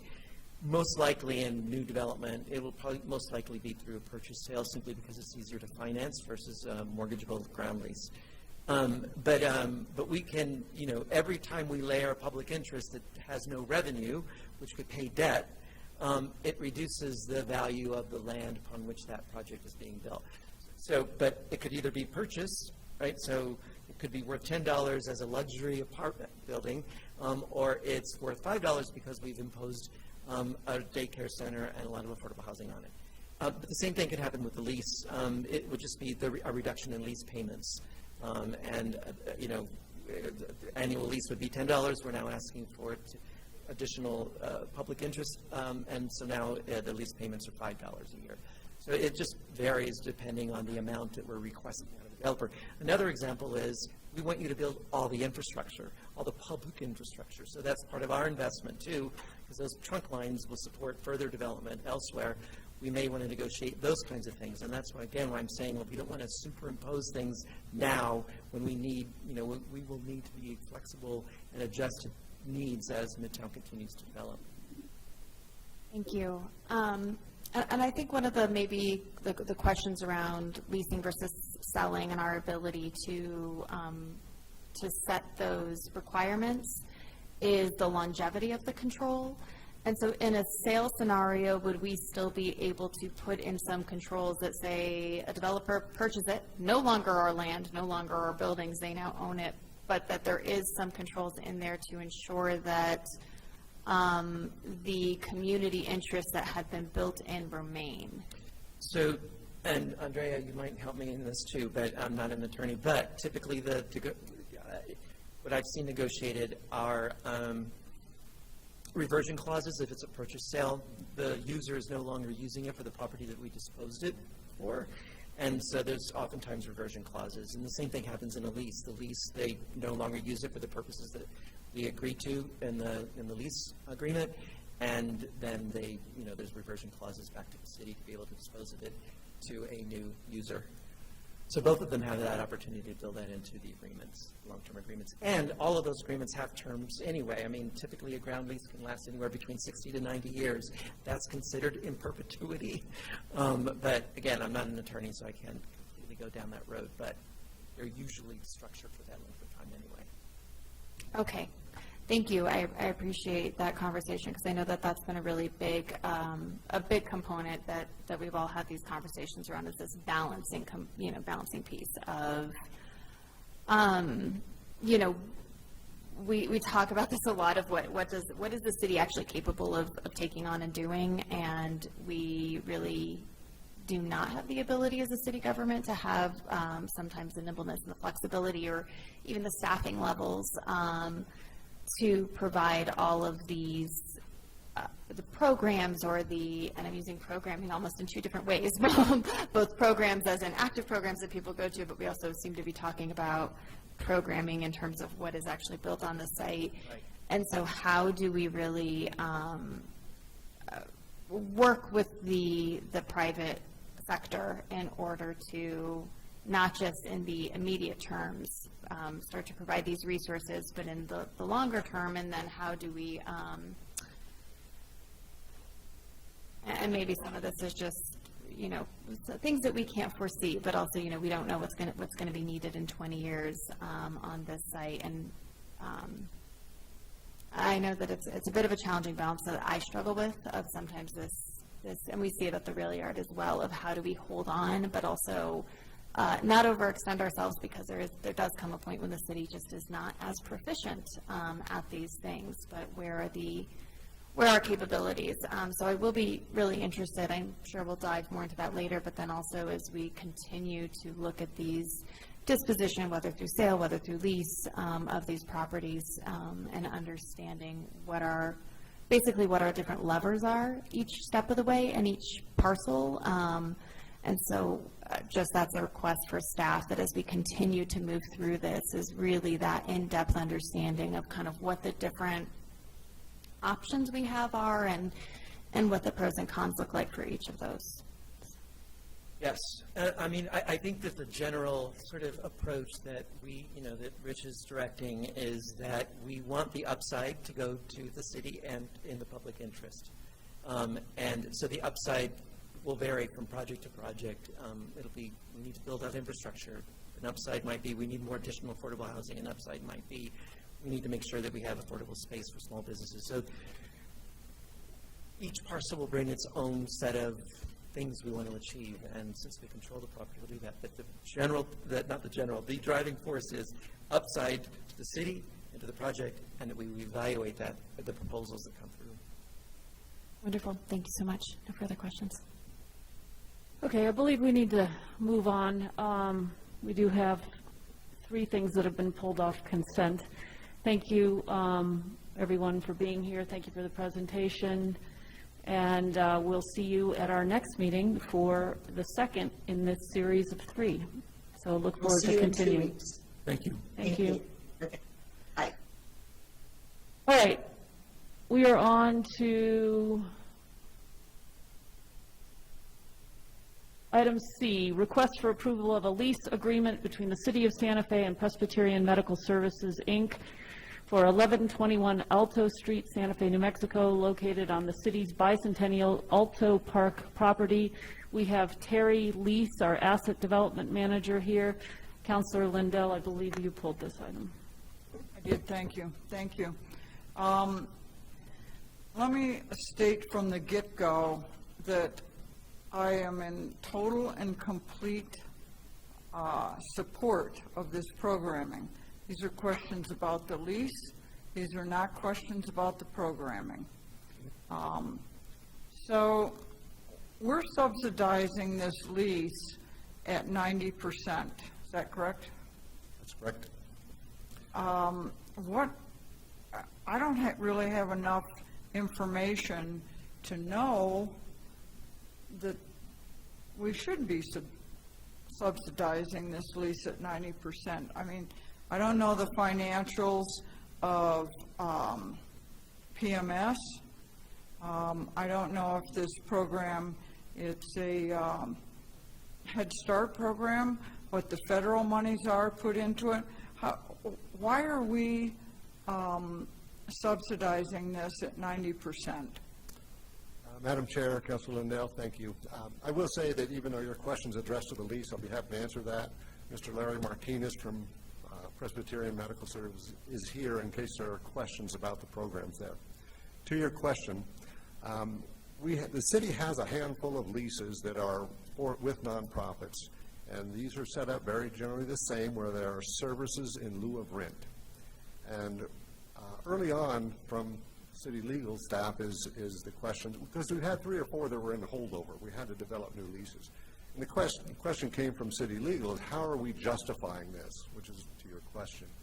And so since the city does not have a lease management program, we couldn't go back and see the rationale how these were developed. We could only start from this day forward and decide how we're going to present this to the governing body, how are we going to support this to the governing body. And as it says in the recitals, in the anti-donation clause, there is an exemption for the care and maintenance of sick and indigent persons. So with that, what we did is we reached out to Presbyterian Medical Services, La Familia, and some of the others, and questioning about their customer base. You know, what a percentage of their business is care and indigent. And it became quite difficult to determine that, because there's a lot of, even the definition of care and indigent. And we asked for the reporting and how they report. And really, after several months, we still could not come up with a solid way to justify a discount to these nonprofits.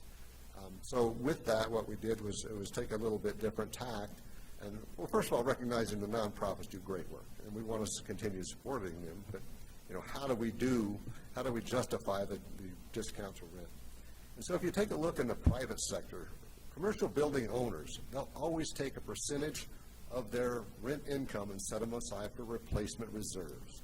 And these are for replacement of the major systems, roofing, HVAC, and those different things. In these leases with these nonprofits, the city does have a responsibility for replacing some of these major components. The nonprofits are taking care of most of the maintenance, day-to-day maintenance, but the city still does have a responsibility for, the replacement and some of the maintenance. And so with that, we did some research on, what is a typical commercial building owner set aside for reserves for replacements. And there was a wide range of replacements. The 10% that we did land on here is not the highest, and it's not the lowest, but it is towards the upper end of the range of what our research showed about these about different building owners setting aside for replacement reserves. And so we did, choose what we think we can support as a replacement reserves. And even though these rents collected, 10% of the fair market value, it's not being set aside for replacement reserves like it would be in the private sector, but it is income to the city, and it would offset future replacement reserves that had to be expended by the city in the future. I'm not sure you answered my question. Let's move on to another one, and I'll come back to that. What's the approximate value of the renovations that we're talking about on that building? I don't have that number. I believe Mr. Martinez may have that number as far as replacement reserves. When I did do a site visit, the walls were intact. There were broken windows. There was water on the floor. We don't know the condition of the HVAC system. So it would probably take a considerable investment, but I don't have a number on that. I'm sorry. So does this end up being a triple net lease for the city? Well, yes. Basically, they are, yes and no. The Presbyterian Medical Services is taking care of most of the maintenance. which in a triple net lease, the land. Yeah, it wouldn't be triple because there's no taxes involved. But, so, say the HVAC system, HVAC goes out, who pays for that? I believe in this lease, that's what would be considered a major replacement, and Presbyterian Medical Services is up, their contribution would be up to $20,000 per year. The city would be responsible for the balance. We know when we make these leases, do we check we got a lot of leases going through. We own a lot of property that, why don't we consider selling this property? Why do we continue to own this? So, Madam Chair, Councilman Dale, good question. You know, when I was hired, part of what I'm supposed to do is really look at that, look at each property we have, evaluate them, and determine the best course of action. Should we keep them? Should we lease them?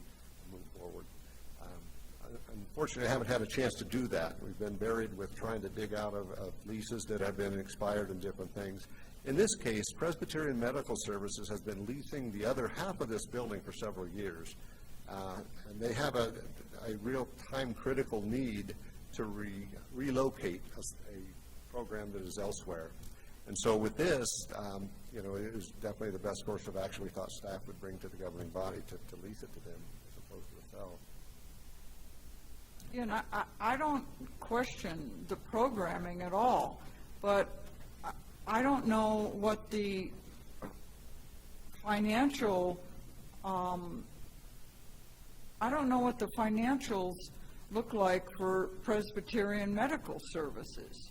And, you know, sometimes we have nonprofits in this town that have very, very, very sizable reserves.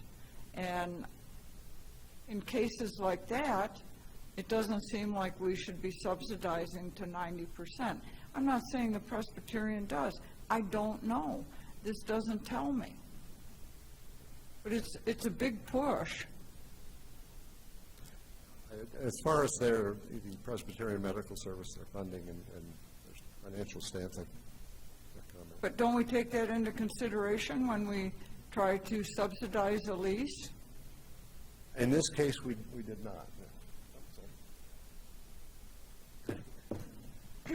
Chair, Councilor Lindell. So when we were looking at this lease, we asked Presbyterian Medical Services to give us their information about where their federal and state funding comes from and whether we're duplicating by giving them an offset of their rent. So they gave us their information about how much they receive from federal funding and from state funding and how much they have to match. So they have a match requirement in order to receive their funding. And so part of what we're giving them is a portion of their 25% match that they have to receive from in-kind resources. And so they did give us information, and maybe we should be putting that in our memo, but we did not put that in there. But we did discuss that with them, and that is why we came to the number that we did, was to ensure that the offset wasn't greater than what they're receiving, and so that it's not duplicating the funds that they are receiving. Yeah, I think that I would really like to see those numbers and how, like I said, I keep saying this because I don't want anyone to think that I don't support the programming. I do. But I know that you know, Ms. Salazar, that we have an awful lot of leases that need much, much more attention than we've been giving them in the last few years. And, you know, we got to start somewhere with them. And, you know, the next question is, should we even own this property? Does it make sense for us to, you know, I can't remember off the top of my head, what's the term of this lease?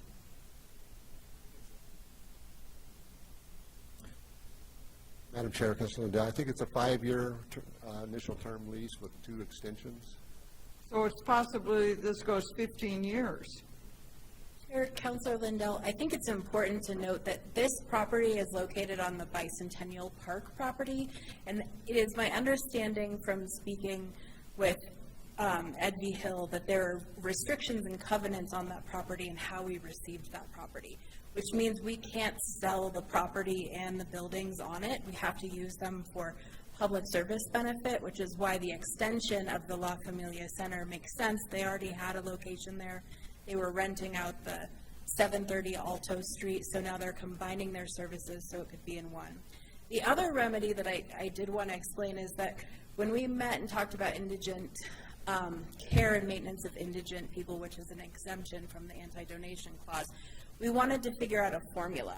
So what Terry was talking about at looking at commercial leases is we're trying to find a formula that's overarching so that we're not at will just picking different services. We're actually using a 90% formula for every care and maintenance of indigent persons lease that we're having. So any lease that's coming through that says they would like to offset their services with in-kind or their payment with in-kind services, we're using this formula from now on. So that is something that we conceptually came up so that everything is being matched with every entity that we're trying to enter into those leases.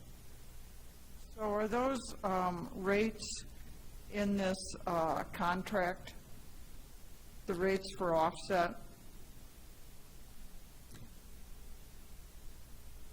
Chair, Councilor Lindell, I don't have the lease in front of me, but I believe in the whereas recitals, we have what the fair market value of the rent is, and then we talk about the 10%.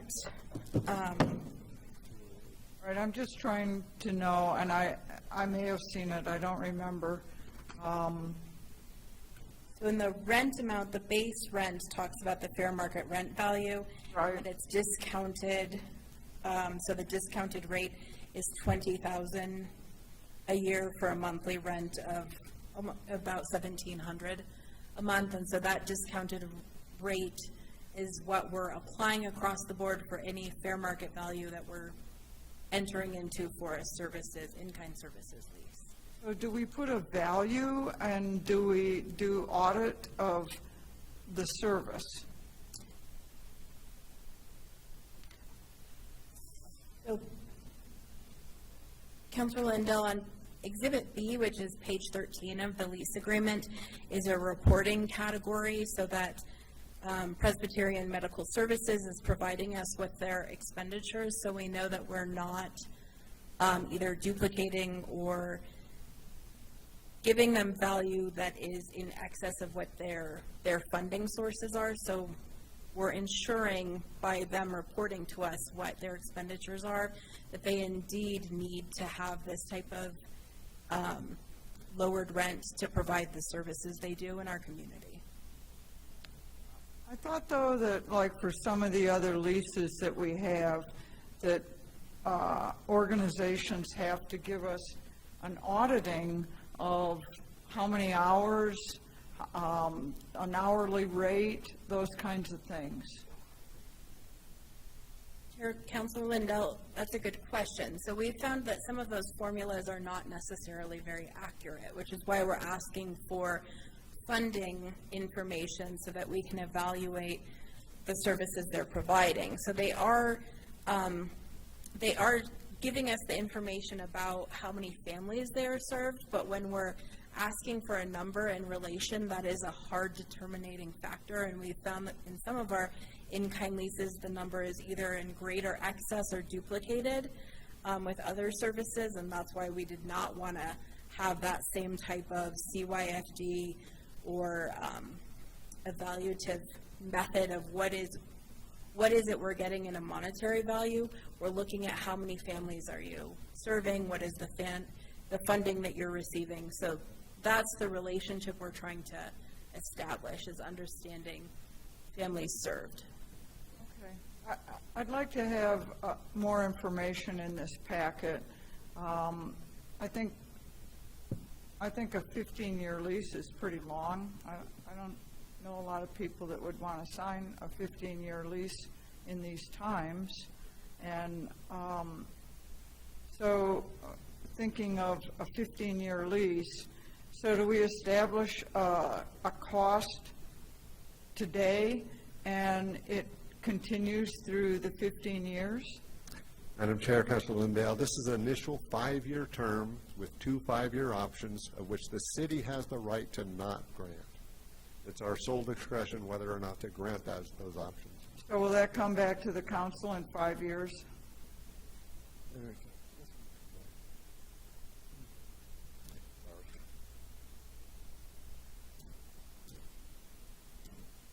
Chair, Councilor Lindell, so that the renewal term does not come back to council.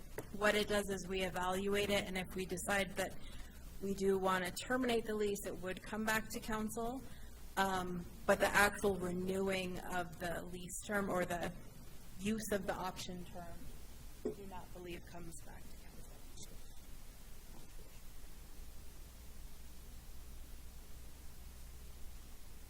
Seems like a really long lease to me for the council to not have another look at it.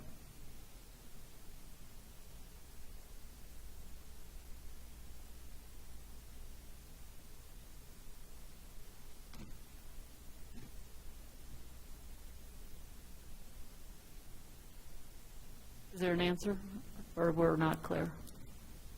Sorry, the option term does not come back to council.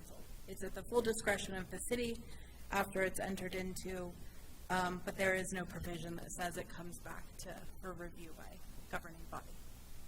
How many square feet are we talking about, please? A total of 10,983 square feet of building, and 12,893 rear yard area with parking. So almost 23,000 square feet. And we are going to be leasing it for $1,700 a month? Yep. 15.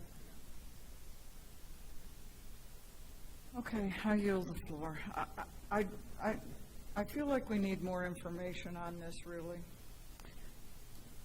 And if I can ask, do we, can they terminate the lease?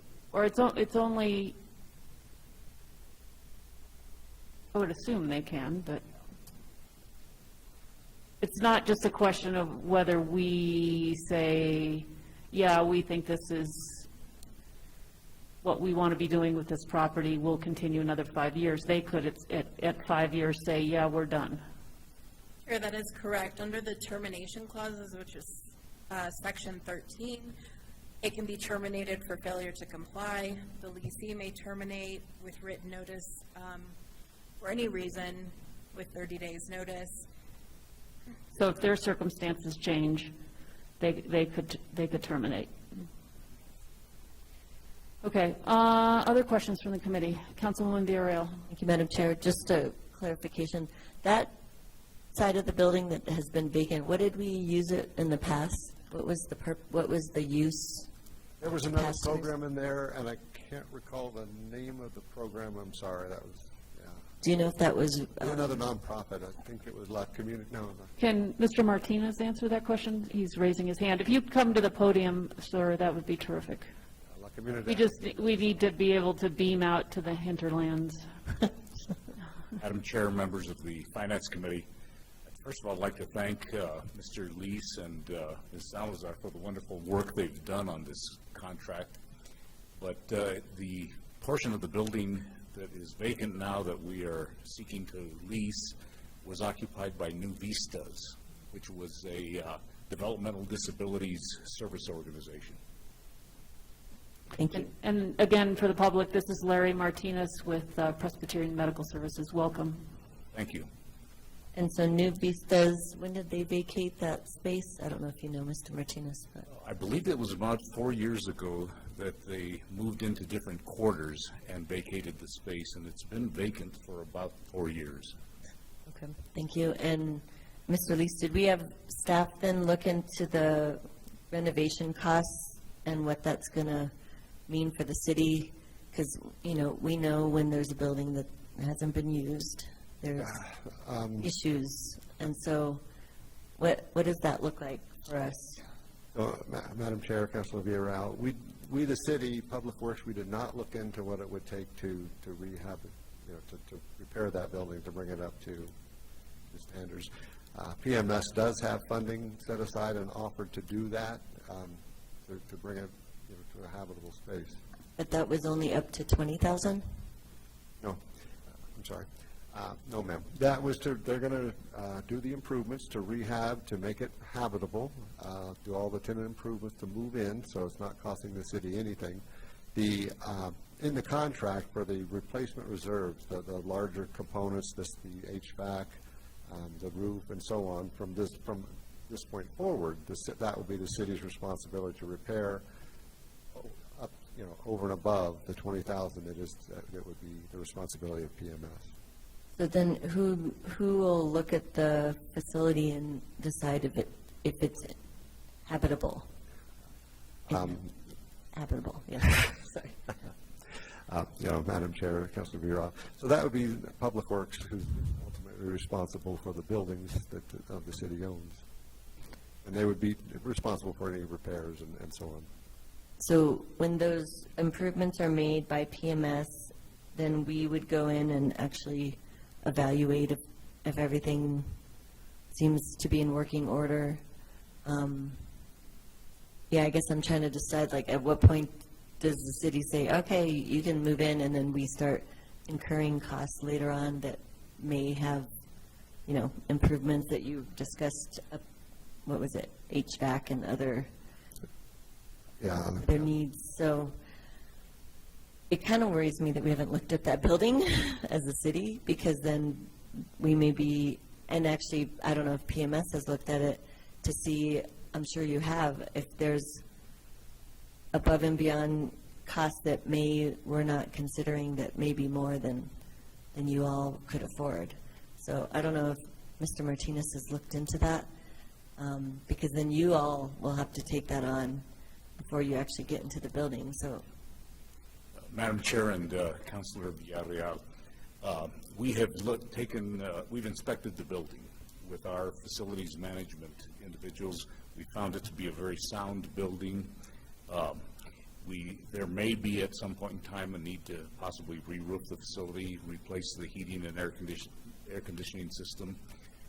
Fortunately, because of the nature of the Head Start program, every now and then we are able to access some capital outlay from the federal government, which pays 75% of the cost of the program. Those of us who have been operating these programs, we have to come up with 25% in match, as Mr. Lease pointed out earlier. And we also go to the state legislature and on behalf of the city would seek a capital outlay appropriation if there was any major expense. We've done that on numerous occasions, and the appropriation goes to the political subdivision, which is the city of Santa Fe, but we oftentimes do the work and help manage it and comply with all city requirements. So there are any number of sources that we could also tap into to pay for those, but we've already made the commitment that we would pay up to $20,000 a year through the lease agreement for any overall improvements that are necessary. In most of these instances, we've wound up enhancing the value of the property because we have similar leases with the Milwaukee Valley School System, Santa Fe Public Schools, and we've done such things as improvements to ensure compliance with Americans with Disabilities Act requirements and other things like that. So we expect to improve the condition of the facility, but from our basic inspection of the facility, it's sound. There are not major issues that need to be addressed beyond potentially the roof and the heating and air conditioning system, and we would feel that as a partner with the city, we would find the resources to be able to take those things on. okay. Thank you, Mr. Martinez. I don't think I have any, hold on. I don't think I have any other questions. Thank you. Councilwoman Cassidy. so much, Madam Chair. I do think that it is important to, while those of us up here are familiar with Head Start, to talk about this program a little bit, and so that the public understands what the value is to the community. So, Mr. Martinez, if you want to start with just a general overview of Head Start, and maybe specifically what we are getting in terms of the number of child care slots, for what age group and for what income level we're really looking at here. Madam Chair, Councilor Cassidy, the Head Start program was established in 1965 through the passage of the Economic Opportunity Act of 1964, and has been around. Unfortunately, I'm one of the few people who was around at that time when it all happened, so I remember it. My first job in state government was associated with the Head Start program. But it is a program that is designed to try to break the poverty cycle by giving low-income children a head start so that they are at a level that's comparable to all other economic levels of children preparing to go into public schools. And we have operated the program since 1996. Presbyterian Medical Services has here in Santa Fe, and we serve about 444 children today in the program. And at this site, we will be serving 74 children in what is known as Head Start, as well as the Early Head Start program. The Early Head Start program is for children from the age of birth to 3 years of age, and the regular Head Start program is basically for 4- and 5-year-olds before they go to the public schools. And we provide a wide range of services: nutritional services, educational services, health services. We subject all of our children to dental and vision screens, and any health care that's ever needed. We will generally refer those children to our clinical services, which are done in 4 other sites here in the community. Being a federally qualified health center, we turn away no one for inability to pay, or regardless of what their citizenship status is. And we provide them with breakfast, we provide them with lunch, we provide them with snacks during the day. And the value of the services for the children to be served at this site, which include the children we've already got there at La Comunidad de los Niños, which is the other side of the building. And there's 50 children there right now, and the 24 that will be moving into the facility, the other side of the facility, comes out to $1.14 million in value if those families had to pay for that service. But as pointed out, this is a program that's aimed at the poverty population. 90% of our participants must have incomes below the federal poverty standard. And while we can take some families that are near poverty, they're pretty close to the poverty standard themselves. There are very few, there are no children that are in families that we would consider to be middle class. So those are the services we provide. We think it's a great service to the community, and for all of Santa Fe County, we receive about $6.6 million to serve those 444 children. And the manner in which we have done this with other contracts is dictated to a large extent by the Department of Finance and Administration of the state, which a few years ago said that nonprofits should not be receiving for free these services, that we should be paying a fair market value minus the value of the service we provide. That's how I know it's a difficult formula, and we've struggled over this, and everybody spent a lot of time on it, but I think we've come up with a rational means of assuring that the community gets the value of the services at a minimal cost. Now, with respect to potential termination of the agreement, we've been doing it since 1996, and the program's been intact since 1965, and we've been a private nonprofit since we celebrated our 50th anniversary because we've been in business as a nonprofit since 1969. In the event that Congress were not to fund the Head Start program, we would probably seek to terminate the agreement because we would no longer have the operational funding. But that is in the agreement that either side can terminate the agreement. I believe it was a 90-day notification. I think it's 90-day notification, that's correct. So I'd be happy to answer any other questions anyone might have.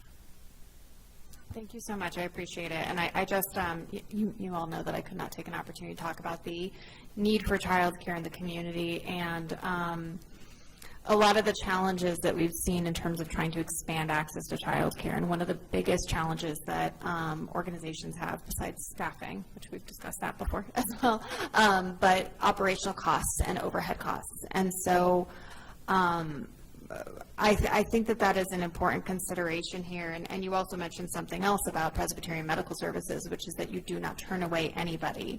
And this is, you know, I think that we kind of frequently think of any type of healthcare organization of having a lot of money.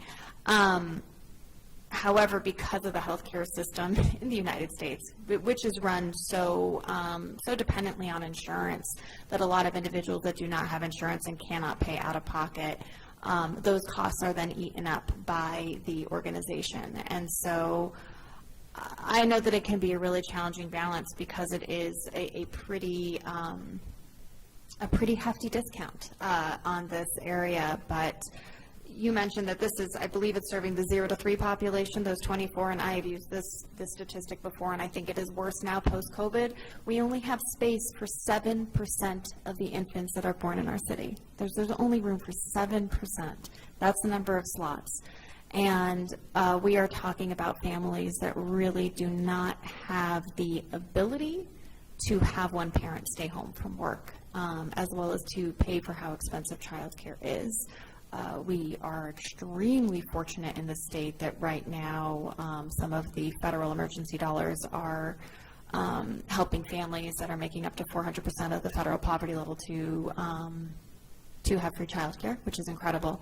But Head Start has been doing this work for a while, so I completely understand some of the consternation and really wanting to look at that lease. But I think this community value, we frequently talk about the academic preparation, the social preparation for children, and I recently have really been wanting to also highlight what it means for the economic viability for a young family to be able to have access to these services.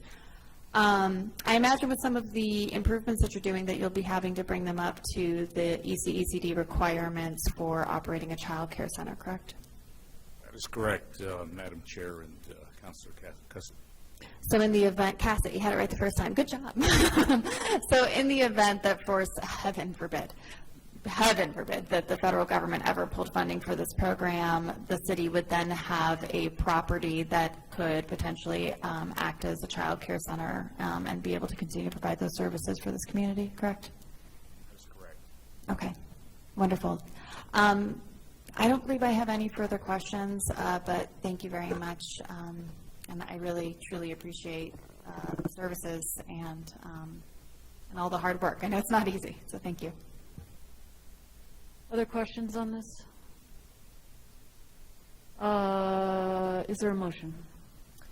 Move to approve. Second. Motion and a second. All those in favor, aye? Aye. Anybody opposed? Anybody abstaining? That motion passes. Thank you, Mr. Martinez, for being here tonight. Thank you for everything you do. Appreciate it. Okay, we are on to item H. H-I, yeah, that's right. So we have a number of counselors interested in this item. Hold on, bear with me while I find it. Request for approval of amendment number 1 to contract number 21-0322 with Mountain River Consulting, Inc. for utility billing in the amount of $900,000 for year 2 of its 4-year contract. And we have Nancy Jimenez with the Utility Billing Division. She's the director of that division, and again, we have a number of counselors interested in this. Councilor Lindell, I believe you were the first to pull it. Thank you, Chair. Hi, Ms. Jimenez. Pardon me? Yeah, your microphone on? It is now, okay. Yes. Okay, in 2021, we approved about 1.5 million for 4 years. They're looking for an extra 900,000 for 2 years, is that correct? For 3 years, we're just starting the second year now in July. And it needs another 900,000, how come? Unfortunately, a lot of different items. The advanced project was slowed down, we'll say, due to COVID. The advanced system in Canada, those individual employees were on a shutdown, kind of like we were back in 2020. So that did delay the project about 3 months. We have had, unfortunately, some setbacks with our current system. It did fail, as I indicated in the memo, twice, unfortunately, this current year. So Mountain River is our standby, our backup. We call those individuals anytime we need them, when the system goes down, when something happens. And unfortunately, with all of these kind of setbacks, we do ask for the additional funding to get through the system. We do have a projected plan, and Manuel Gonzalez is here with IT. We do have a position that we are helping to fund for IT to get an individual hired and be that kind of gap, I guess you could say, between the utility functions that are happening right now and with what Mountain River does for the city of Santa Fe. That will unfortunately take some time to get it advertised, to get somebody hired, and then of course have a training aspect between what Mountain River does and what the employee will need to do for utilities and IT. So we do have a plan, but unfortunately that is going to take some time. Our billing system is 20 years old. It's DOS.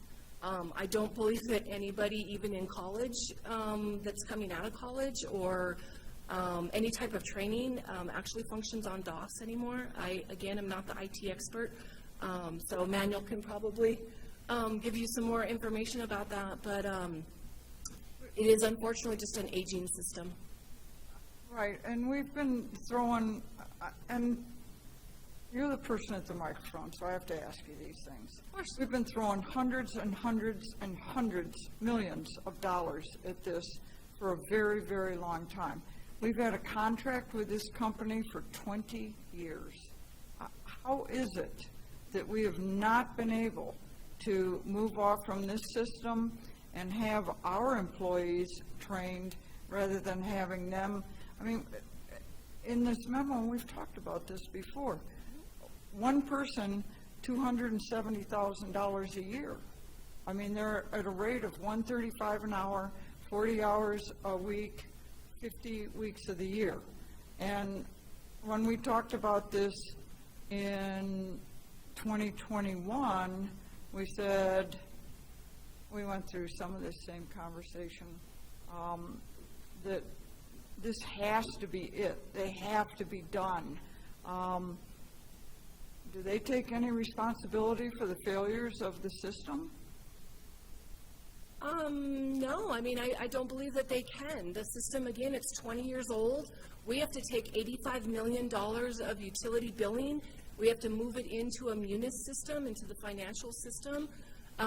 It's the back end of things. It's coding. It's rewriting programs. It's it's those skills that unfortunately we don't have. I certainly don't have that in utilities. None of my employees do. It's unfortunately a system that, technology should have been, what do I want to say, upgraded and improved every 2 to 3 years, definitely every 5 years. I mean, you don't keep a laptop for, more than 5 or 6 years. The utility billing system has literally been around since 1999. I know that they tried to upgrade the system back in 2013. Unfortunately, there were some issues there. That contract sort of ended in 2015-ish, and it wasn't really re-implemented until I walked into the door in 2019 to get a billing system that works, that can bring us into the 20th century.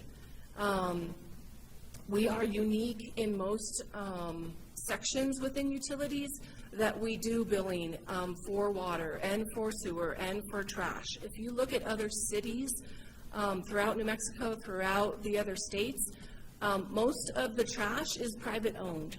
The city has not, gone in that direction. We took over the water division. The city of Santa Fe purchased the water utility back in 1999. We actually back then had a system that wouldn't even really bill water and sewer correctly. So there were a couple of system improvements and upgrades from 1999, but we have been on the AS400 UCIS system for 20 years. And unfortunately, there will be some hiccups.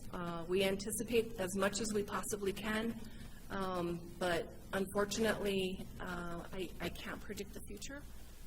No one can really predict the future. COVID happened and we made it through that. But our billing system it's not easy. It's not a fun system.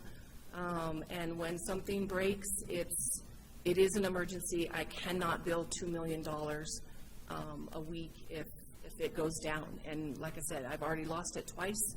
We were down for a week each time, which then of course just backs me up another 3 to 4 weeks in billing. So I don't want to stand up here and keep asking for more money and more money and more money, but unfortunately I don't have an option.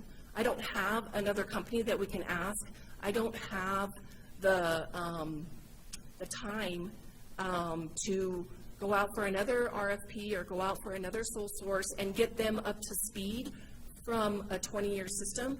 They know exactly, how we bill, how it comes out, what the new rates are, what the old rates are, where we can look to see what the glitch might be so that we can be able to bill $2 million every Thursday. And I can't walk away from it, unfortunately, right now. How many people do they have working here? So 1 permanent here in Santa Fe and 3 online, I guess you could say Zoom meetings. I do have an individual, David Barnes, the owner of Mountain River, has come and literally come to Santa Fe twice to help with certain aspects of what's going on with the advanced billing system, and then of course just the daily operations. But most of the things that we can handle, obviously we've had to handle over the phone, or they VPN into the computer system and either make it work, fix it, or tell us what we can fix or what we can do on our end.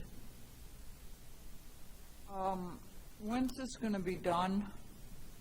So the projection for the new advanced system is March of 2023, March and April, so new billing system. There's still going to be some, though, transition, I'm sure, between fiscal year end and, the transition between what Mountain River does and what the employee would be potentially doing for IT. Mountain River does help with our Lockbox, our Paymentus, our Mars, which those are all the payment systems that we have for customers to be able to pay their utility bills online. So there will be some type of transition that will have to happen between Mountain River and, of course, IT to, help make sure that all of those interactions and interfaces and uploads and downloads, all of that works.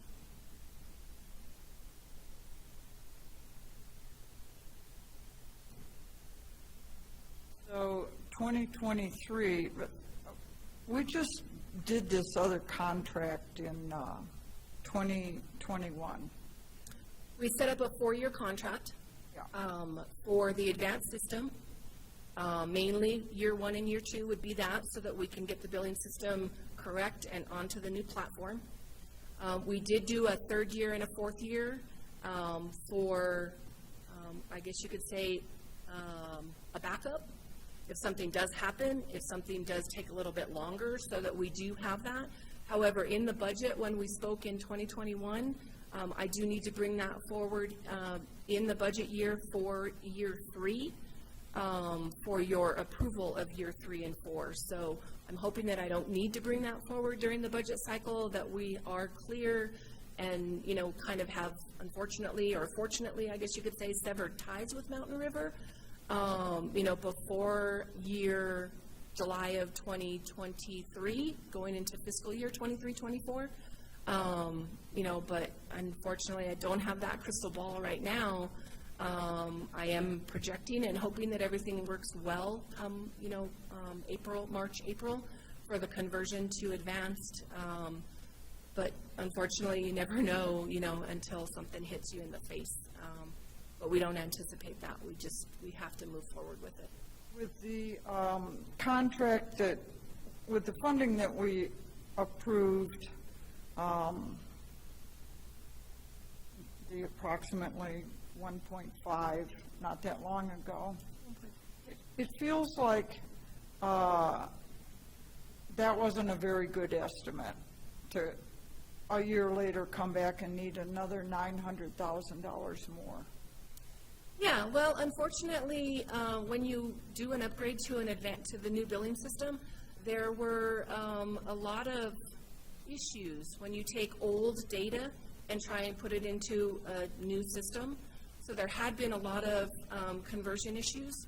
There was a lot of cleanup that needed to take place with us from our current information, meaning, you know, addresses were incorrect, dollar amounts were incorrect. We had to set up a whole new coding system with the advanced billing system. Our system goes off of 5 digits or 5 letters for each billing item. Theirs is only 3. So we had to do a lot of back and forth and say, okay, this information, we need to convert it to the CIS system. Does it take? No, it didn't. Okay, let's go back. Let's, you know, manipulate the information some more. So I would say that probably took at least 6 months. And then, of course, with COVID and not being able to visit with people face to face and say, okay, we tested this, it doesn't work, you fix it real quick, you know, back and forth in the same room or at least in the same building. It takes time, unfortunately, to get answers back. So if we sent them an email, they might be in the middle of something else. It takes a day to get back to us. Okay, now test it. We tested it. It may or may not have worked. You know, so this back and forth kind of issue. Now that the restrictions have been eliminated, we will definitely try and get them here in our facility as soon as possible, so that those communication efforts can go a little bit faster and a little bit smoother over the next 6 months, so that we still do stay on track for a March implementation. Yeah, I wasn't implying that. It seemed to me like they should have been better at estimating. You know, if it's a 5-digit and then someone else's is 3, I would expect them to have had an idea about that.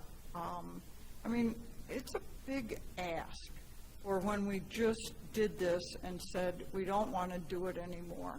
It's not like I don't believe that there's problems and that it has to happen, and I'm sure it will pass, but surely we don't feel good about it. And it just seems like we've been contracting with them for 20 years, and they should have done better at estimating our system. They should know it inside out after 20 years. And to come back with this big a ask after what they most recently said, well, this is what it's going to cost, this is what we need, it's not an easy ask for us. And it's certainly not an easy ask for you. I get it, you know that. But, you know, just as just on principle, I may not support this tonight. I'm sure that it'll end up being passed, but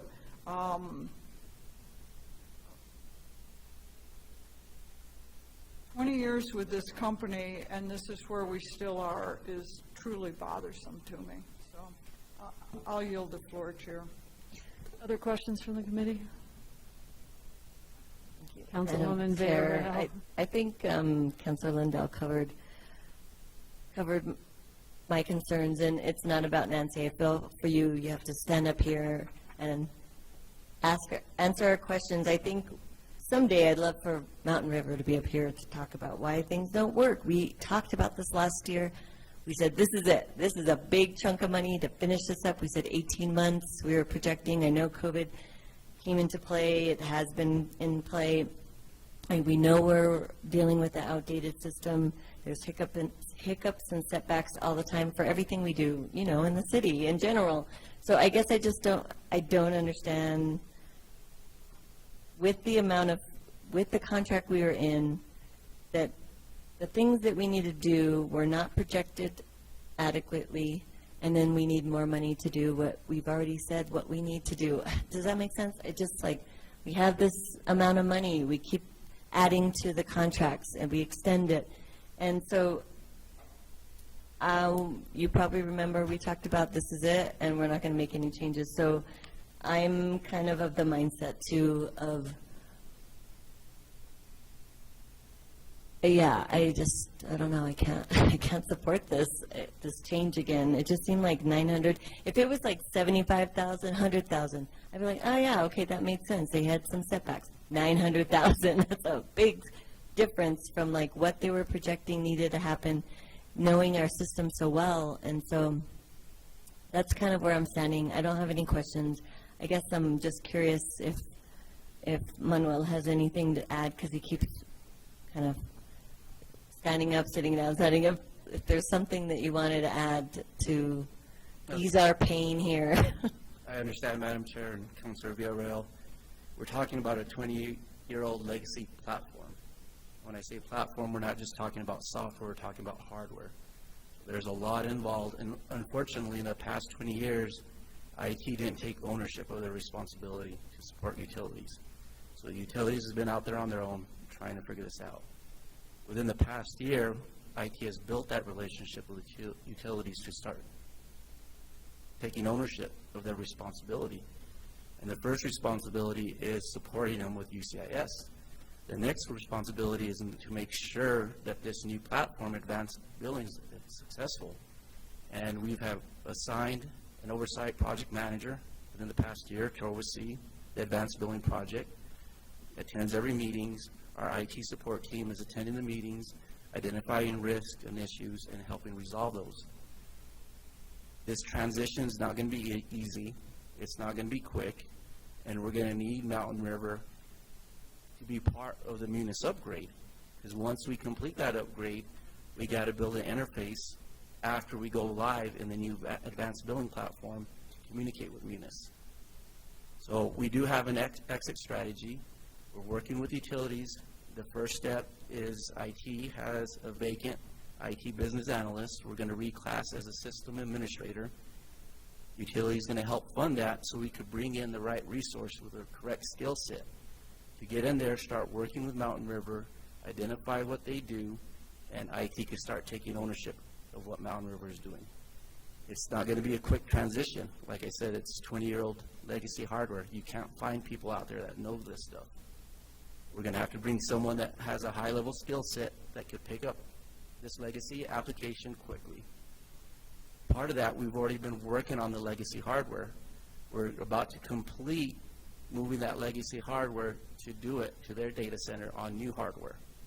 That should be completed within the next 2 months. So we do have an exit plan. We do have a strategy. We've built that relationship with utilities. We've been working with them the past year.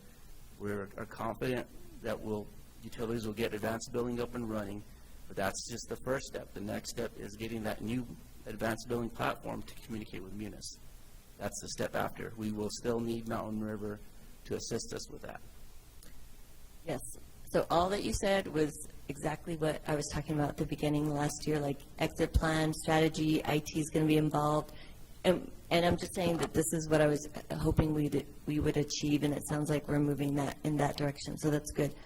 if you were to tell me that 900,000 was going to pay for these new staff people, this new hardware that we all need in order to make this happen, then I'd feel better about it. But it's not. It's going to the contractor. Yeah. So that's why I have a hard time with this. It just doesn't compute for me. Like, we have this big contract and now we have more. So I appreciate your perspective. I'm supportive of IT. I'm glad you all are involved. I'm glad there's a strategy. It's just that adding to this contract does not sit well with me. So I will yield the floor, but thank you for being here. Just real quick, Madam Chair and Councilor Varela, it's not just technical support, it's operational support that we're getting from Mountain River. There's a lot of manual entries, there's a lot of imports that need to go into Munis every day, and they assist with that operational support.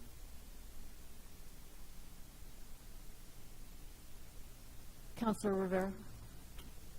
Madam Chair, Ms. Jimenez, I imagine when we first approved this, this was a 4-year contract? Correct, yes. So we're on the First Amendment. Has it been a year yet? Yes. It's been 1 Yeah. year? A year was June, and then now October, so 4 months.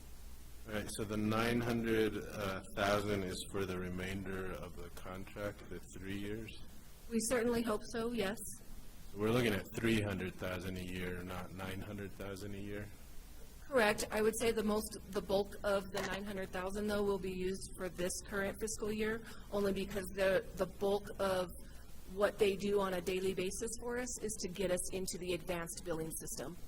If we don't move into the advanced billing system, I cannot promise or cannot even guarantee that we can bill weekly $2 million. So this is do or die kind of time frame. If we don't move forward, I can't guarantee the correctness or the ability to bill weekly for our utilities, and that's $85 million a year. That is what the whole public utilities runs off of. We are an enterprise fund, so it's crucial. Feel for you. We worked at the green screen, or on the green screen at the fire department. Fire department, yes, Yeah, absolutely. I feel for you. Yep. So I imagine that if after March 23rd, everything works perfectly and we manage to get everything done by the end of 23, we can cancel this contract well, I would Daniel said love no, to but- say yes, but I can't promise that. There's still the Munis upgrade and aspect to that. We would still need to move all of the information from the now new CIS advanced system into the Munis financials. So there is still going to be some, I'm going to probably say it wrong, API interface transactions that need to be built, typed, written, coded, whatever word works best, just to make sure that the UCIS billing system can then be, and all of that information, $85 million, can be uploaded into the Munis system so that when we do the year end and the month end and, all of that, both systems match. And of course, the Munis system is the financial system for the city. So there will still be, I'm hoping much smaller, and that's why we did a 4-year, and that year 3 and 4 should drop significantly down to, I think we projected $150,000 a year for year 3 and 4. Again, if everything goes really well in March 2023, which is what I'm hoping for and pushing for, is correct, and we don't have any, other problems or issues. Yep. You want to add? Sure, absolutely. Madam Chair, Councilor Rivera, so right now we have an old version of Munis and a 20-year-old UCIS system that do not communicate with each other. In order to build that bridge, we got to upgrade Munis to a current version. That target go live date is January 27th. After that, we have our target go live date of the new advanced billing system in March. Now we have 2 platforms that are current, then we have to start working on that bridge, which is called an API, so they could communicate. So we're looking at 6 months after we bring on advanced billing to build that bridge so they can start communicating with each other. So that's our timeline right now. It's an aggressive timeline, But I think we could get that completed, and that's part of our exit strategy out of Mountain River. Thank you, Madam Chair. Other questions from the committee? Counselor Cassett? Thank you. So just to clarify, that sounds like we're looking at September 2023 as if we hit every single mark that we think this Madam is. Chair, Councilor Cassett, that's our timeline. Okay. Like I said, it is an aggressive timeline. Mhm. That's our goal.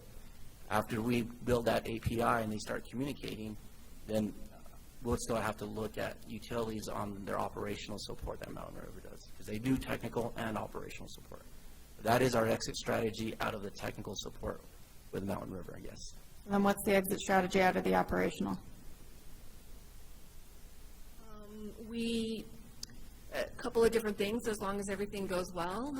Training, of course, we would need to make sure that everybody on our side in utilities is, up to speed on all of the systems, the new billing system, which Advanced is also, assisting with manuals and training applications and things like that. So it's just it's an ever-changing, training never ends, kind of project. And, we really do need to get away from Mountain River and concentrate on city employees and making sure that they're trained and they know the systems. And, if there's any type of additional training or classes or anything that our employees need to, we need to invest with them, and get them, make sure that they're up to speed and stay up to speed with new hires and attrition and all of that. And then if the technical off-ramp is successful, do we currently have enough staff in utilities to do the operational piece, or is that something that we're going to have to contend with? I'm just thinking of all of the things that take so much longer than we think that they will, and how we start to really build this now, and really be thinking about some of these things now. We know that it takes a long time for people to get hired. I don't fully understand all of the nuance there. I think it takes probably too long. But, those are some of the things that as we're looking at another huge contract or a huge extension or addition to this contract, which is already very frustrating for all of us. This has been well expressed. That we're planning ahead in all of these different pieces, because the last thing I would like to see is, kind of we missed this mark here when it's something that we could foresee right now. Yeah. No, we did have 13 vacancies in utilities. We did do a rapid hire for public utilities specifically on July 31st. And out of that, we did make 8 offers. I do have 5 of those that have started. It's still a little slow with 3 individuals. So with that, I will be still about 4 customer service short.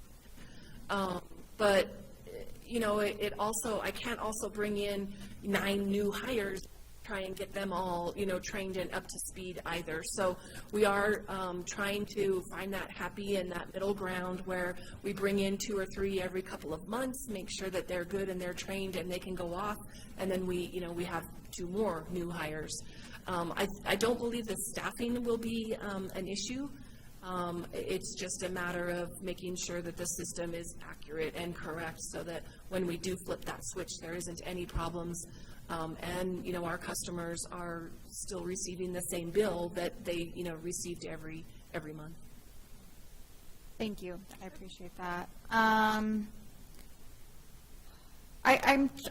kind of trying to figure out, I understand that COVID threw a wrench in everything, literally everything in our lives. When we did this contract last, though, it was already, June of 21, so we had,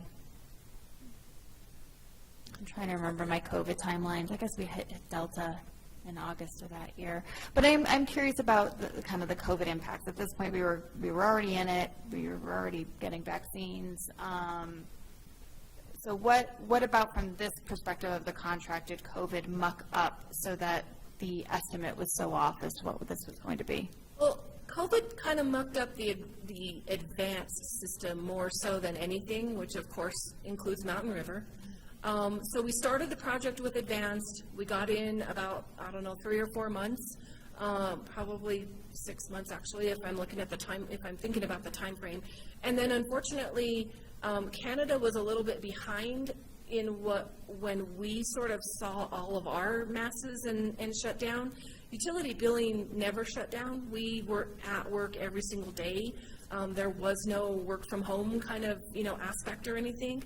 But when Advanced had to kind of shut down, or their people had to, we can remote in for certain things, but we can't really have those, all together meetings. Zoom helped a lot, but unfortunately it just started to slow down. The Advanced company themselves lost several employees that were on our project, so that slowed it down. But really the majority of it is once we got into the structure of the Advanced billing system and our old data and how to convert that over, there were unfortunately some hiccups, some problems. We thought that we would only have to do one conversion of information. We've actually gone through 3 already, and we are still projected to do 3 more. So, having one conversion versus now 6 to make sure that we have the right information, unfortunately, it slows down the process. I was hoping to have the billing system ready to go in like November right now, and unfortunately, we're, a little bit pushed behind and now looking at March. So unfortunately, it's just a cumulative kind of everything hit at the wrong time, and we're managing it, we're getting through it, but it's just a little bit slower than I would liked, and anticipated for that matter. Just trying to make sure that everything is correct and accurate. Right. Well, thank you. I do appreciate that, and definitely understand, as we've all seen in so many different ways, that COVID continued to disrupt things, and there really was this cumulative effect. So thank you for fleshing that out a little bit more. I too am having a really, really tough time with such a large addition to this contract. And the dependency that we have, it is helpful. It was really helpful to hear from both of you tonight about the steps that your departments are taking and your teams are taking to help us get off this dependency, because it's as Councilor Lindell has mentioned, it's been a 20-year contract, and it's a huge contract. It's millions of dollars that has gone to this contractor. And it has definitely been frustrating to be seeing these come through. I am hopeful that things will continue to go as planned, and I guess my plea to both of you would be that if there are issues that internally the governing body needs to provide some type of support, whether it's staffing, whether it's, I just, anything that we can do on the city side, whatever there is control in, to not slow this down further. I think that is really important to have our finger on it. So again, kind of all these different things that we don't always think about, the training, the things that we assume are going to go according to plan. Maybe with this one, let's just not assume. I 100% agree with you. I will take you up on that offer if we have items that we think are going to work, make it a little bit better, a little bit faster, a little bit easier. You will be and you kind of always have heard from me. Unfortunately, it's just a big, huge lift, and we are working and trying and all working together. We talk probably weekly, sometimes twice a week, just to make sure that we're all on the same page and moving forward. Okay. Well, thank you all for your work on there, and I look forward to the presentation where you're introducing us to the new system and to the API for Munis, if I'm saying all of my technical terms correctly. That will be a wonderful presentation. I think that will, pop that bubbly, sparkling cider. I will. Champagne I will be. that we have sitting in the fridge for some reason. So, yeah, I feel definitely between a rock and a hard place. I don't know what to do with this, but I do appreciate all of the work, and I'll yield the floor. Thank you. Is there a motion? for approval. Second. All those in favor, aye? Aye. Anybody opposed? No. All right, we have 3 ayes, Counselor Rivera, Counselor Romero Worth, Counselor Cassett, 2 noes. Oh, you were nay? Oh, I thought you said yes. All right. So 3, all right, let's do a roll call rather than me try to tell you. Thank you. Counselor Cassett? No. Counselor Lindell? Counselor Rivera? Counselor Villarreal? No. And Counselor Romero Worth? Yes. Okay, Thank you. moving on.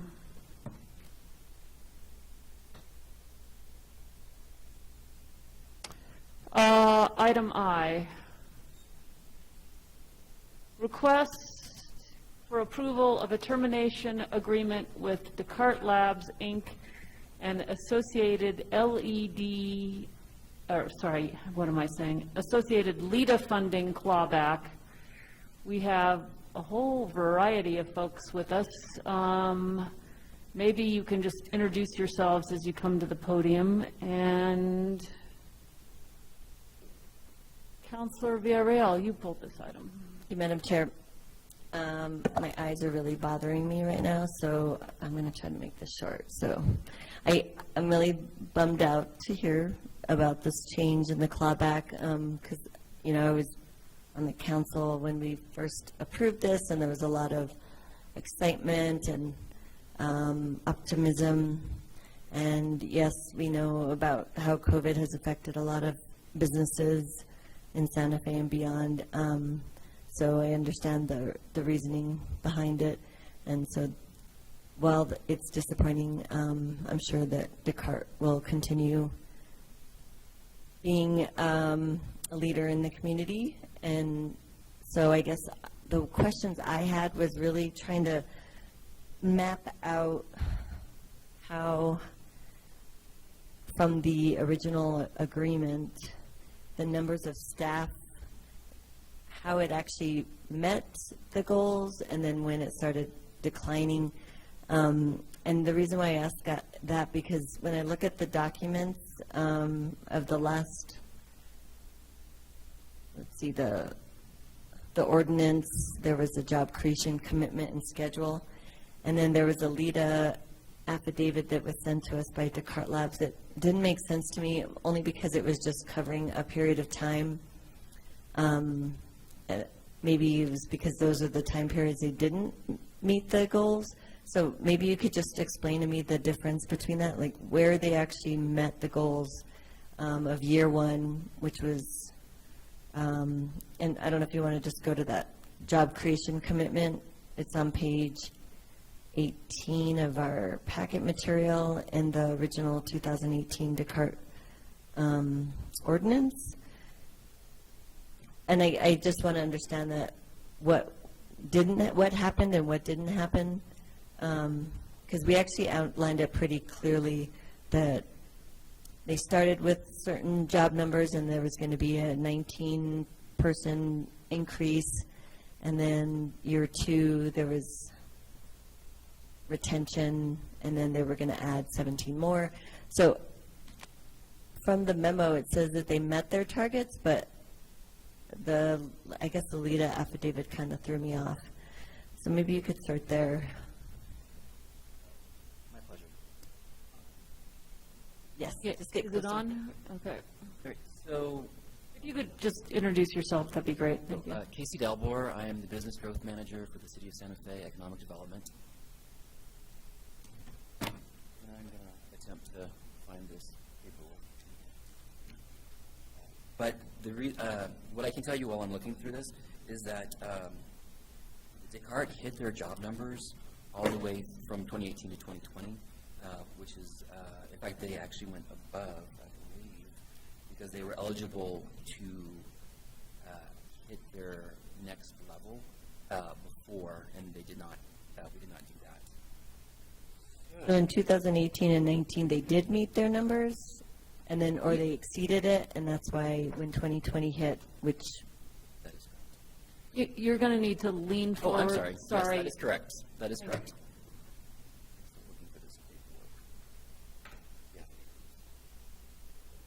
so maybe if you all, it's confusing. Even your formulas are confusing, like how you all calculated how much you all will be clawing back. Based on our numbers, I was thinking, well, it seems like we'd be clawing back more, but I'm assuming that staff followed the formula that was outlined in the contract. I don't know who wants to answer that. First, I just want to understand the target numbers for staff. They exceeded the past, do you have those numbers in front of you? I just don't understand that. Yeah, I have the affidavit here, which is Right. stating that they did meet their numbers as required. The affidavit said it maintained a minimum of 25 jobs in New Mexico from February 2021 to December 2021. So that's just 1 year. And then it talks about the numbers fluctuating for 2022. So I was just trying to understand what happened before then.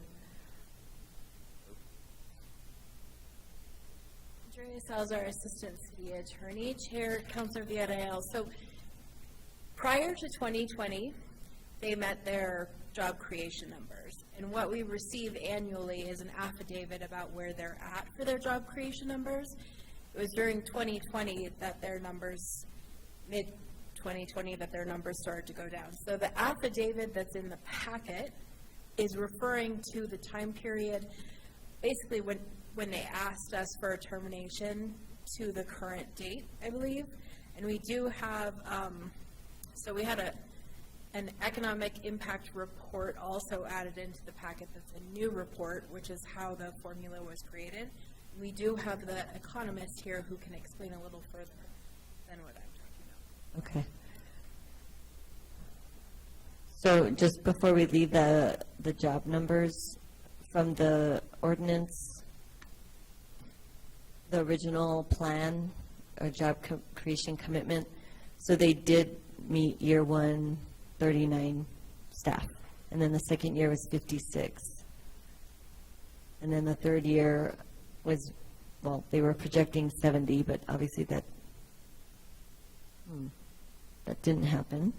Sorry, I'm looking at the dates because that was 2019 to June 2020.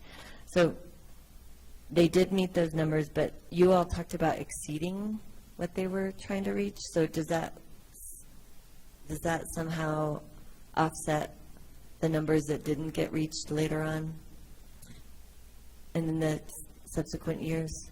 Chair, Councilor Villarreal, if I'm understanding you correctly, you're trying to understand the formula versus the job creation and how we got to the amount of the clawback. So I believe during the third year they were projected to exceed. I think the number was 72, if I'm correct. So they had met their job goal and exceeded it. They were looking at potentially receiving an increase or a bump, their bonus, based on those numbers. But during that year with COVID starting, they started pulling back their numbers and started communicating with us that they were not going to be able to retain that number of staff. So that projection of what they did meet versus where they currently are at is why the calculation came out the way it did. So the projection is how much money was provided by both the state and the city to Descartes, and that number is in the formula that's in the memo. So Descartes accessed 70% of the state of New Mexico funds, and it accessed 50% of the city of Santa Fe funds pledged. So the state pledged $700,000, the city pledged $100,000, so they utilized $490,000 from the state funds and $50,000 from the city funds. So then, in evaluating what jobs they did create and how much, I believe, GRT they also created, the calculation was then made to say how much substantial growth did they create in our economy, and that's why the formula came about. Okay, yeah, I understand the formula, although I'm always curious, like, where did this formula come from? But I think I was just trying to understand if they got credit, if you will, for the years that they were exceeding their numbers, and then it kind of made up for the time frame that they ended up dropping off because of COVID. And then also, when did they ultimately decide we're not going to continue doing this, even though they did lay off a bunch of people in 2020? So I guess they were still in business in Santa Fe, still trying to operate and meet their expectations. I don't know who wants to answer that, but. Chair, Councilor Bidwell, so regarding when they started to request a termination, what happened in 2020 as they had to lay off people or people were moving out of the city? I think that's actually happened probably prior to them letting go of individuals, and I can let Heather talk about that. But some people had moved out of the city, so they couldn't count as the job growth and creation. Of course. So they came to us and asked, can we augment our PPA? So we had discussed potentially doing an amendment to the PPA. But as time started moving forward and the company kind of changed, they asked us for a termination. So it was during that whole entire COVID period that we were discussing how we're going to move forward with them, but it wasn't until recently that we were able to cement an agreement as to how we are going to do a termination and a clawback. Great. But I'll let Ryan answer the formula question. Okay, thank you. Councilors, members of the City Council, my name is Ryan Eustace. I'm an economist for the state of New Mexico. I actually stood in front of you 4 or 5 years ago when this was being passed and walked you through this. So to kind of revisionist history, kind of through what you're seeing in front of you is it's not based on, the payback period is not based on the number of employees. It's the benefit that the employees and the business bring to the city of Santa Fe through gross receipt taxes, through property taxes on the building and the equipment, and more importantly, what the indirect and induced employees, what the benefit those individuals bring to the city as well. So it is gross receipt taxes that make up the large percentage of that, not only for the state but also for the city with the question at hand. But those factors are what lead to the calculation of where we take the original economic impact analysis and compare that to the current economic impact analysis to come up with the percentage that's lacking versus what was anticipated as compared to what we received. Yes, I understand that, and I know GRT is a piece of that, but we did talk a lot about why it was important to have people actually increase the number of employees and provide jobs for people that live in Santa Fe. So I guess the other question I had was, what's the current status then of Descartes as it relates to its role in Santa Fe? It's completely left Santa Fe, or maybe you can explain that to us. Good evening, I'm Heather Boone. I'm counsel for Descartes from Cuddy and McCarthy. So, Madam Chair and Councilwoman Villarreal, the current number of employees in New Mexico is about 15 right now, and they are still at those high-paying jobs, so that is definitely a bonus. The type of jobs has been a question before, and there are a lot of the scientists, the engineers, still that high-tech level, a couple of administrative and, more office, but really the core of that 15 is going to be your technical people working for Descartes. Descartes did get an investment. They're successful. As a successful tech company, it's great, and got an investment, but their headquarters is going to stay in Santa Fe. They are having to change with the times after COVID with most tech companies where the employees are, to some extent getting to say that they want to work from home or work from wherever they would live. And so that's part of the struggle right now. Okay, thank you. And the building that they occupied, did they purchase that building? No. They were leased it. correct. Okay.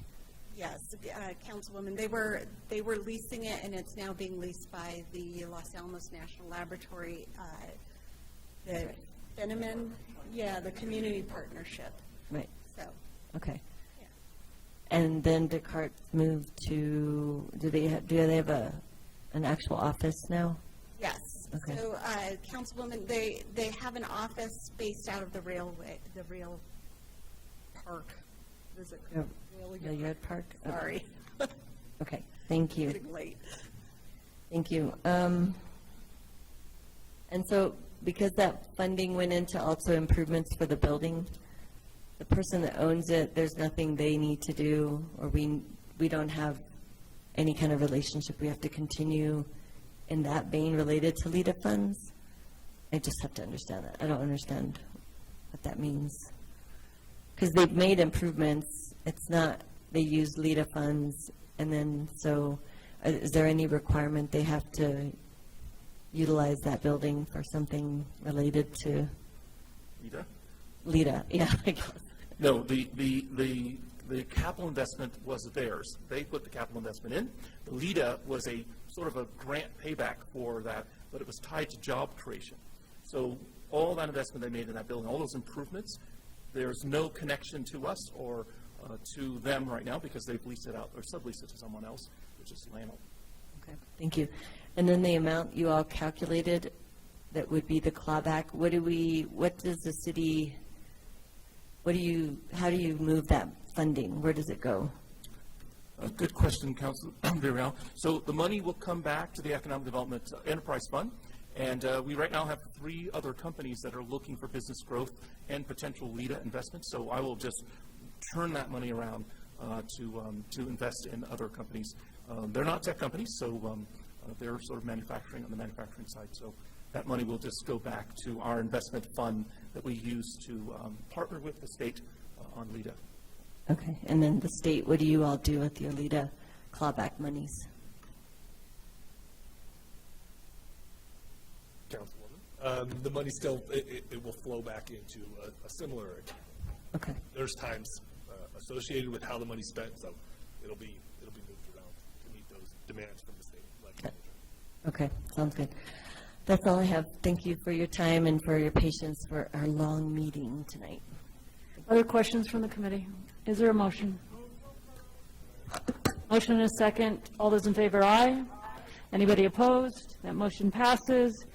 We have no discussion, no executive session, no matters from, I don't know. Do we have matters from staff? I was going to just slide right over you. If you have matters, I wouldn't bring them up.